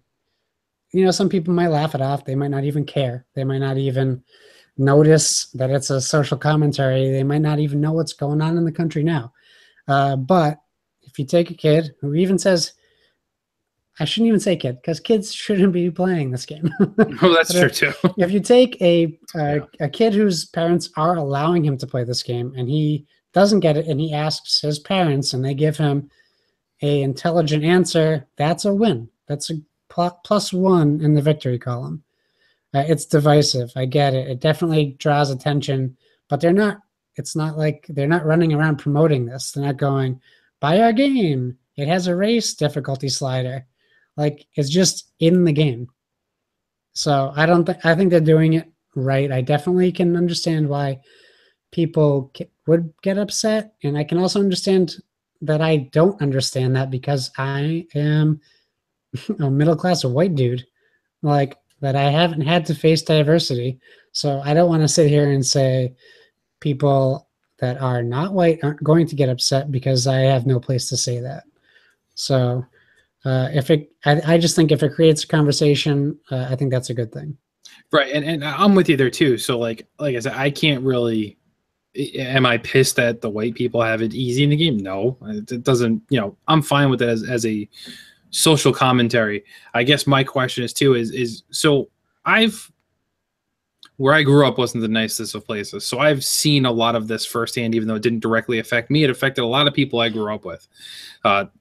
So I get that, but I'd even mentioned to Devin in our conversation earlier too, that you almost have the white guilt a little bit. my example was playing Grand Theft Auto San Andreas. I loved that game, but the entire time I was like, crap, nobody can see me playing this game because it almost felt like if somebody saw me playing this game that I was a racist for playing this game. Like that wasn't the intention of the game. Like the game was portraying that culture and that lifestyle and what that was for many people. And I think South Park is doing essentially the same thing, just putting it way more in your face. Like this is what it is, So I find it interesting to see what's going on, and I'm not uncomfortable with it by any means, but it's just an interesting commentary, I think, overall. So, Jason, you got any input? Just I don't have a whole lot more to add, but I just agree that I think it is intentional, and South Park, they're always witty and not afraid of controversy and not afraid to have people get ticked off or upset with them, because they've always done this with social events and norms, and have always tried to make a statement with the show, and I think this just goes right along with that. I mean, they pretty much call it how they see things and aren't afraid to point blank just put it right out there. So it's what South Park does. Fair enough. So now we'll throw it to the master of the blanket broad generalizations, Donnie himself. So Donnie, do all white people have it easy and all people of color have it very difficult?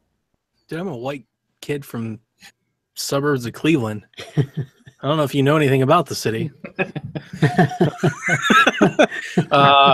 Don't educate me. I think it's hilarious, to be 100% forthright. I think it's great. I agree with you, Jason. I think it's completely intentional, and this is what these guys do. They push buttons. We're talking about the creators of Scott Tinnerman. Yeah. like I mean, come on, man. Like, this is fantastic. It's hilarious. It's giving their game buzz. I saw an update that said it didn't necessarily change the difficulty of the game. Is it more or less changed the way the other characters reacted with you? Which is kind of reward structure. So like if you're purchasing items, it is making it more difficult if you can't upgrade. It's kind of like Fable or Infamous-esque. Oh, right? Yeah, sure. So like I was kind of like, this is cool. Like it kind of adds replay value. They've spun it in a way that absolutely gives the game buzz and attention. Hell, I may even pre-order the game just because of it. Like it seems interesting. I wouldn't expect anything different from them. I mean, it's also worth mentioning, not that it particularly pertains to this exact point, but it's also worth mentioning that they also retcon the gender stuff. Like in the first game, you could only play as a boy. Now you can play as a girl. And if you pick a girl, it'll totally like, go back and tell you that, oh, you were a girl the whole time dressing up as a boy. It's just South Park. It's just South Park doing South Park things. You know what? If you're offended, South Park in the game for you. You should already know that by now. Like, that's right. Like if I'm offended, this was never meant to be for you, and you can be offended, and that's fine. It's interesting though that they are. A lot of people are referencing the article. I've pulled it up here. It's called "Straight White Male: The Lowest Difficulty Setting There Is." It's a good blog post. Nothing wrong with that blog post. Yeah, Kevin. I mean, I understand what you're saying. There does get to a point where you feel. Like you almost have to like defend yourself, especially if you don't feel like you came from that background. Like I said, as a kid from Cleveland, I can absolutely tell you that I have not played life on the lowest difficulty setting that there is. But it's interesting. It's funny. The one thing that I will applaud them for, and the reason I think it's hilarious, and the reason I'm really into the idea is the best narratives, whether it be books, movies, video games, music. The best narratives are those that tackle like real issues and provide some sort of perspective and insight into real life and things like that. I mean, there's been a ton of video games that tell the hero's tale, and there's been a ton of video games that tell like the underdog villain who's misunderstood. But in a lot of ways, we actually have never really had video games actually try to tell in-depth stories that are complex in nature and mature.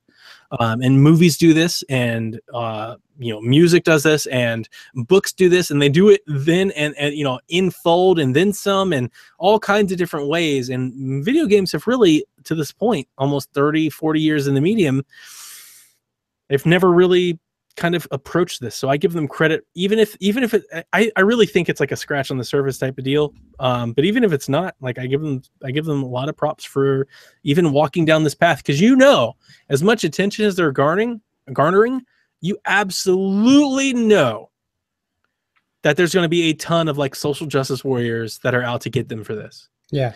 And they're taking it on like head on, like this whole thing, like this whole blitz and all these different, like they're not shying away from it. And I give them credit for that. All right. So last point in this discussion then is, so Josh, as a self-proclaimed fan of black exploitation, as you stated on the most recent episode of That's Entertaining, are you a fan of this as well?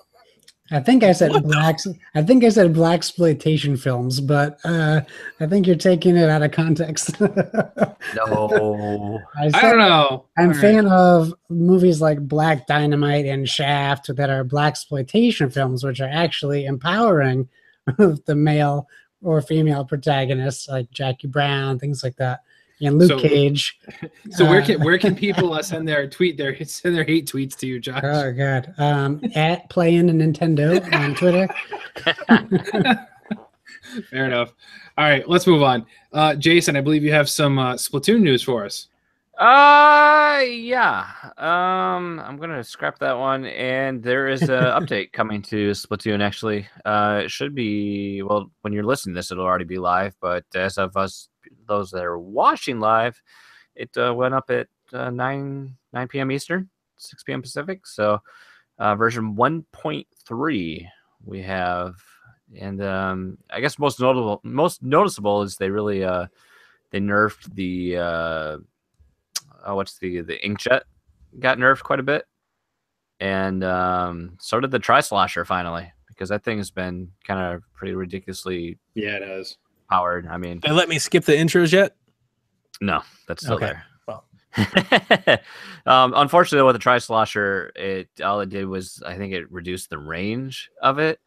The main problem with that weapon is no matter what little amount of the ink you get hit with, it still will kill you in 2 hits. Really needs like a damage drop off, like over distance, but that doesn't happen. But I like to see more updates come and changes made to the game, and hey, there you go. A little lighter fare compared to some social commentary. Fair enough. Donnie, what you got, boss man? LA Noire is coming to everything. Specifically, it's coming to Vive and VR. It's coming remastered to PlayStation 4 and Xbox One in 4K, and most notably and probably most newsworthy, 3DS. It's coming to the Nintendo Switch, which marks the first Rockstar game in quite some time to grace a Nintendo console, probably since the Wii. I think so. I never played it. Yep. I don't know. Here's the thing. Go ahead. Like, I never played LA Noire. I was always initially interested in it. And as always, I'm like, oh, I can get it on the Switch. But now I'm like, do I want to pay full price on the Switch, or I just go buy it on Steam for like $5? That's another interesting part of the story, is that apparently it's $40, but on Switch it's $50. And we've run into these situations before. I think most of them actually been corrected. Like a lot of times, like we get this initial thing where it's $10 more, and by the time the game comes out, like has there been a game that's actually shipped $10 more yet? Like I know Rhyme was $10 more, and then it dropped, and then Rayman was $10, and then it dropped. Like, but even if it is, all right. I don't think I'm in for 50. When this game came out, I bought it, pre-ordered it, went and lined up at GameStop, got it. Like all I knew at the time, what was it, Kevin? 2008, 2009. It's been a while, man, right? Yeah. So when I bought the game, I was like, oh, God, I love Rockstar. I love Grand Theft Auto. I've got to buy this game. I've got to play it. And I was immediately let down. I was probably one of those people that traded in within a week. I don't like it either. I didn't enjoy it. I think I played it maybe 1 or 2 days. I tried an investigation. I guessed all of the wrong answers based off of what I thought I was reading from their body language. I couldn't pull my gun in the open world. There were no side missions to really do. I was driving around, like you couldn't hit people with your car or run over like even signs. Like you have to play the game as a straight up person. And for all of those reasons that it wasn't Grand Theft Auto, I didn't like it and I traded in. Now, that was a different time. I was a high schooler and I wasn't, I was less mature than I am now. but I don't want to sit there and say that like I want to buy this game because I think it'll be better now. It might, I don't know. But there is a part of me that is very concerned that if this is Rockstar's attempt to reach the Switch base, this is a really bad game to start on. I don't want to buy this game. Like, if they were to come out and go, we're looking at bringing other Rockstar games to Switch if this game sells well, that literally might be enough for me to buy it. Like, even if I bought and traded in, like, because I want those games to come. I want that content. I want Grand Theft. If Grand Theft Auto 5 came out for Switch, I'd rebuy it and play it a bunch again. It's such a great game. This isn't that game. There's so many games that they have. I'd rather play table tennis than this game. Like, there's so many other games. Kevin, you've spoke on this mini podcast before. You know, like you kind of touched on it last week. We were talking about how, you know, NBA is feature complete with the other versions, and like EA is saying FIFA's not. And there's, you know, the reason they're saying that it's not is because it can't handle it. Obviously, it can. NBA's doing it. And I think their features are bigger than yours. Yep. What they really want to say is we don't want to really invest into this unless the market, you know, validates itself. And I don't know. It's an old game. It wasn't a game I'm particularly fond of. I'm glad it's coming. In a lot of ways, I was actually thinking about it. It kind of fits that Payday bill. Remember I was telling you guys, like, Payday kind of fits that genre that's not represented right now. It's like, if you wanted a game where you got to run around and shoot people, this will do it for you. Like, you can do that in this game. However, that said, it's an old game. It's coming. And if I'm looking at an old game that's coming to the Switch, especially open world, I'm buying Skyrim instead of this game. For sure. Skyrim's just, I don't know. Like I said, maybe I didn't give LA Noire the real full court press it deserved back then. But I can tell you this. I played Skyrim for over 50 hours. LA Noire didn't even come close. Like, Skyrim's a fantastic, one of the best games of all time. You guys might be tired of Skyrim. You might be excited for Skyrim. Like, all that's fine. Doesn't take anything away from the fact that Skyrim is still a fantastic video game. Like, it's still really good. Like, it's, you know, probably, I don't know, I'd say easily top 100 all time, but probably higher than that. So I don't know. I don't really know how to feel about it. Kevin, I think you played LA Noire way more than I did. Yeah, I played it a bit. It was okay. The thing that gets me is, you're right. Out of all the games for them to pick, this is an odd choice. So if they weren't ready to bring a Grand Theft Auto over or Red Dead, I can understand that. If they wanted something to test with, this seems like an odd choice, because this is not only a game that doesn't fit their standard mold. Because when you look at Red Dead, you look at Grand Theft Auto, they play similar. They have a formula. Exactly. And this didn't match that. It was received okay. I know a lot of people play it, but that's only because it was Rockstar. If a different company put this game out, it wouldn't have sold even as much as it had done back then. I'd rather have Bully or Manhunt. This was my point. So Manhunt is kind of weird because that one's kind of long dead, but I think if they did bring that back, that would be kind of big. It would have to be cross-platform, though. But if they wanted to test something on Switch, Bully, in my mind, would have been the one to go with, where you're still taking the adult themes, but you're not going so aggressive that you might turn off some people. And it would I think that would be a much better test if they did a revamped version of that. My other gripe with this is, based on what they put out there, this doesn't even seem like it's going to be an upgraded version at all on Switch. No, it's going to be a 360 version. Right. And that's not good. This is a 2011 game, guys. Like, this, I'm sure they'll touch something up. My initial take on this was, before the Switch was announced, they were already working on, and we've already kind of reported on this. We've known these rumors for a long time, but they were working on a remastered version of LA Noire. Like, they wanted to remaster that game. They were already working on PlayStation and Xbox One. So when the Switch came out and got some success, they said, well, can we do something in line with this marketing scheme? That's kind of how I read it. Dude, if they just up-res Grand Theft Auto 3 or Vice City or San Andreas, I'd rather have any one of those than this game. Like, I'm really concerned that there's a potential come April, when Rockstar shows off the first clip of Red Dead, or like when they come out and they release a new screen of Red Dead Redemption 2 and they go, is a Switch coming? Well, we wanted to do it, but it's, LA Noire sold like crap on Switch. Yeah. I'm dreading that article coming. Or at this point, really am. what I want them really to say, and no developer has really come out and said it this way, and I think this is the real reason we're not getting these games yet, is they didn't know if Switch was going to sell. That's completely fair. I don't fault a single developer for saying, nope, I want to wait and see what happens. I don't blame them at all.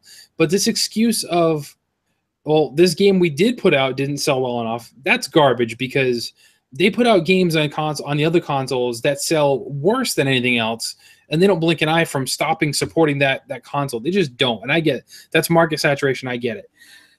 I want a developer to actually come out and say, hey, you know what? We were way far along in development of this game already, so we're just not able to make it. We're not going to do it because it's going to take a good year or two for us to get it on the Switch in its full version to where people deserve to play it in this fashion. Instead, they're just saying, well, we'll get you something that's good enough for you. Like that mentality is crazy. So like, okay, if you can't give me the full res version, which I guarantee the full res version isn't going to be like super. It's the style isn't incredible. Exactly. It's going to look better. So realistically, it could run on the Switch, probably downscaled a little bit. And LA Noire is not as open a world as the other games, so you don't have to worry about file sizes. I'm like, well, we can't cram this world into it's garbage. Just say, sorry, we don't want to invest the time in doing it, or we missed the boat. So by the time we do it now, it wouldn't make sense to release LA Noire remastered and then 2 years later release it remastered on Switch. Yeah, because then it really won't sell. You can't convince me that if they said we're gonna take the last gen version of GTA 5 and put it on Switch, that thing wouldn't sell. I would buy that. I'd pre-order it tomorrow. Yep. I'd be like, dude, I can play Grand Theft Auto 5 from this tablet I carry my pot. That's amazing. Absolutely. Yep. That would work. I would totally play the game. Right, and that would work. You just can't do it with a game from 2011. That's the only reason the Skyrim's cool. Like, we've all played Skyrim. Like, I don't mean to say I'm excited to play Skyrim. I do think it's cool, though, that at any given point in time, if I just kind of feel like it at that moment, I can pull something out of my pocket and play Skyrim. That's neat. It's a neat thing to do. I'm going to go throw rocks at a dragon for a moment. Like, it's cool. It's kind of neat. I get it. But you're right. I think for once, you and I are very much in lockstep with this point. I really hope that this isn't their excuse not to support Switch in the future. I agree. It's not the foundation to stand on. Just come out now and say, hey, before you people even start asking, no, Red Dead 2 is not coming on, but our next project will be on Nintendo Switch, and that would stop a lot of the people getting all up in arms. You say, okay, well, I get, you've been doing Red Dead probably for 2 years behind the scenes anyway. So for a Nintendo person to expect that is ridiculous, because at that point they're looking at the Wii U saying, no way, we're not touching this thing. So that's completely fair. But if they sit there and say, okay, Grand Theft Auto 6 or Bully 2, whatever the next thing is going to be, if they say now at this point that they're not going to pay attention to the Switch, that's a different story. What you're absolutely right in the sense is that what they're trying to do is they're trying to say something, because Switch is probably going to hit more than 10 million consoles by March 3rd, 2018. They're going to sell 10 million of units in their first year on market. And like, they still have so many IPs in the hopper. People are now going, uh-oh, we've got to get stuff over there. And yeah, that's what we're, resulted with. Right. And I don't want to pull the I told you so, but this is what I said early on the Switch is what I don't want is third parties just giving us something for the sake of saying, well, here you go, here's your support. But it's a port of a game that does not age well. Jason said it on Fluxtapose, actually, when talking about what type of what console would you want to see get the classic iteration again. Jason had a great stance on why he doesn't want the N64, because polygonal graphics look terrible. They didn't age well. Same thing, a game from 2011 on the PS3 that wasn't as polished, you can't throw it on a console nowadays and say, oh, it's good enough, you're fine.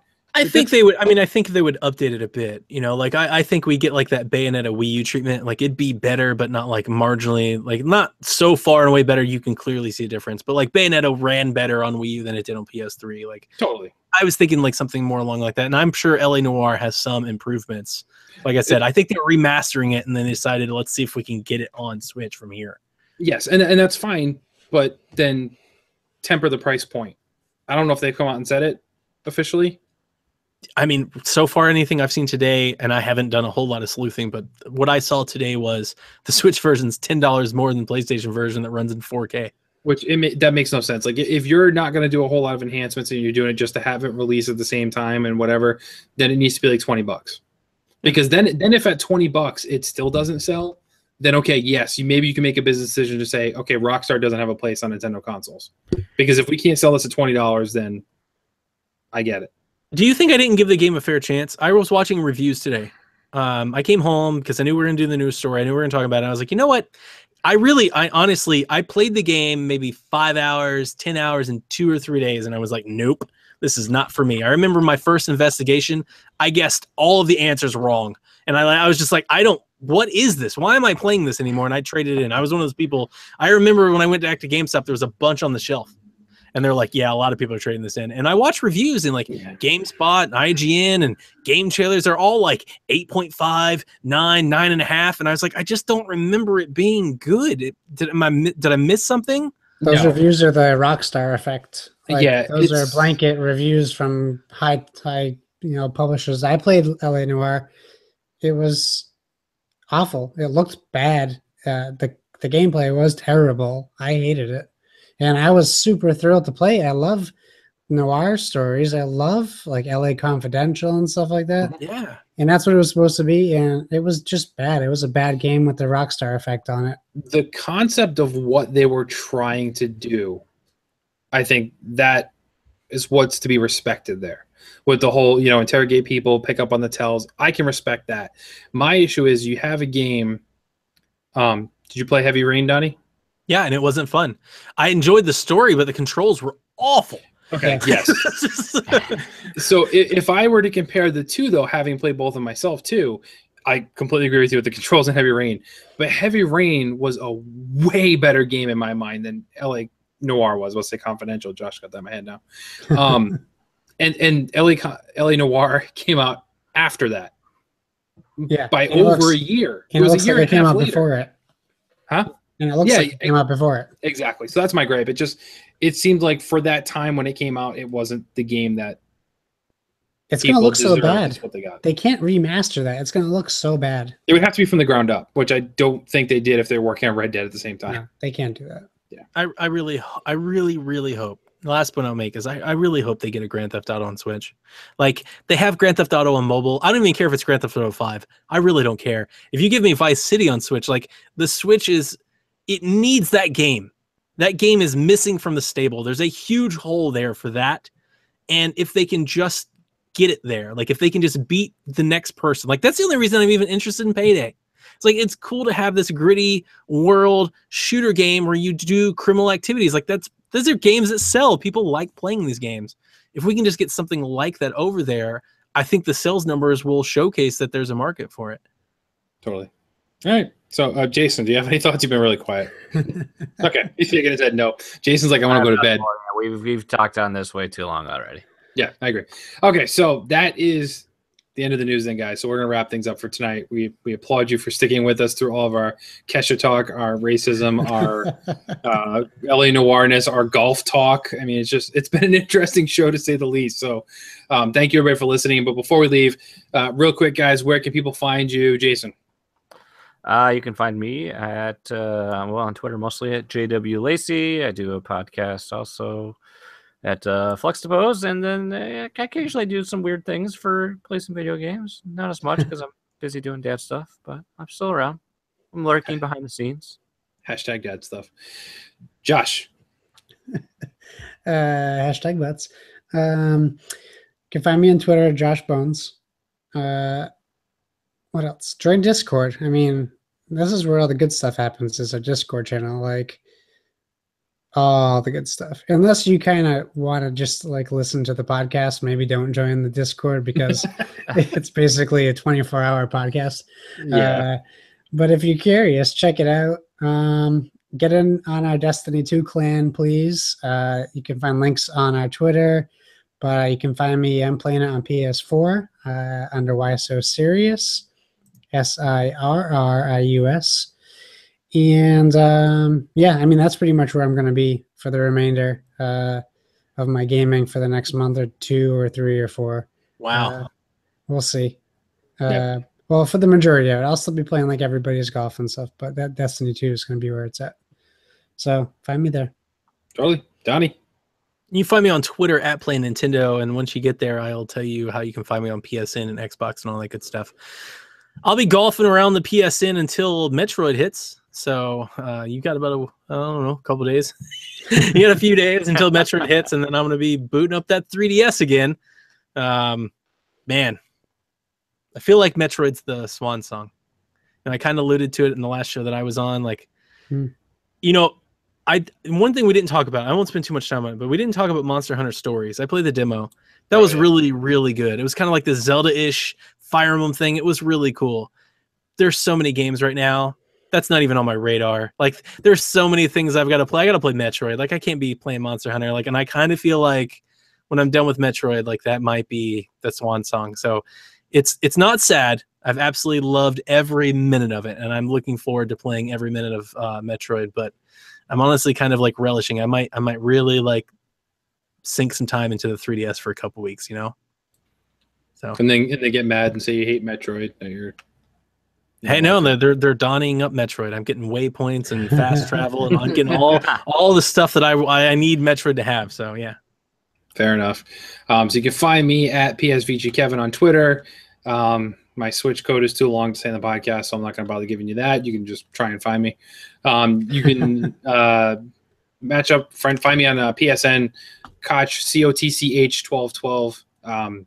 Isn't all of this stuff like on our website? We could just tell everybody, go to the website, click about us, and all. I don't of know, that but we stuff's should. there. We should probably do that. So also plugging That's Entertainment. That's Entertaining. New episode on the Defenders is there featuring Josh. So go listen to that. Josh. I'm on that podcast. Josh has a couple of funny one-liners that he didn't mean. Very entertaining, if you will. With our buddy there, Nathan. So everybody. So thanks for tuning in. Thanks for telling a friend. We look forward to episode 100 next week. Should we talk about it real quick right now, Donnie? Let the cat out of the bag. I already let the cat out of the bag on the Delvin Cox experience. If you didn't know, it was like 2 or 3 weeks ago. Thanks for telling me before I made that video. It's fine. Yeah. So that was a very good video. For episode 100, we do have a special guest, Mr. Gabe Patillo. Oh yes, y'all. That's a terrible impersonation.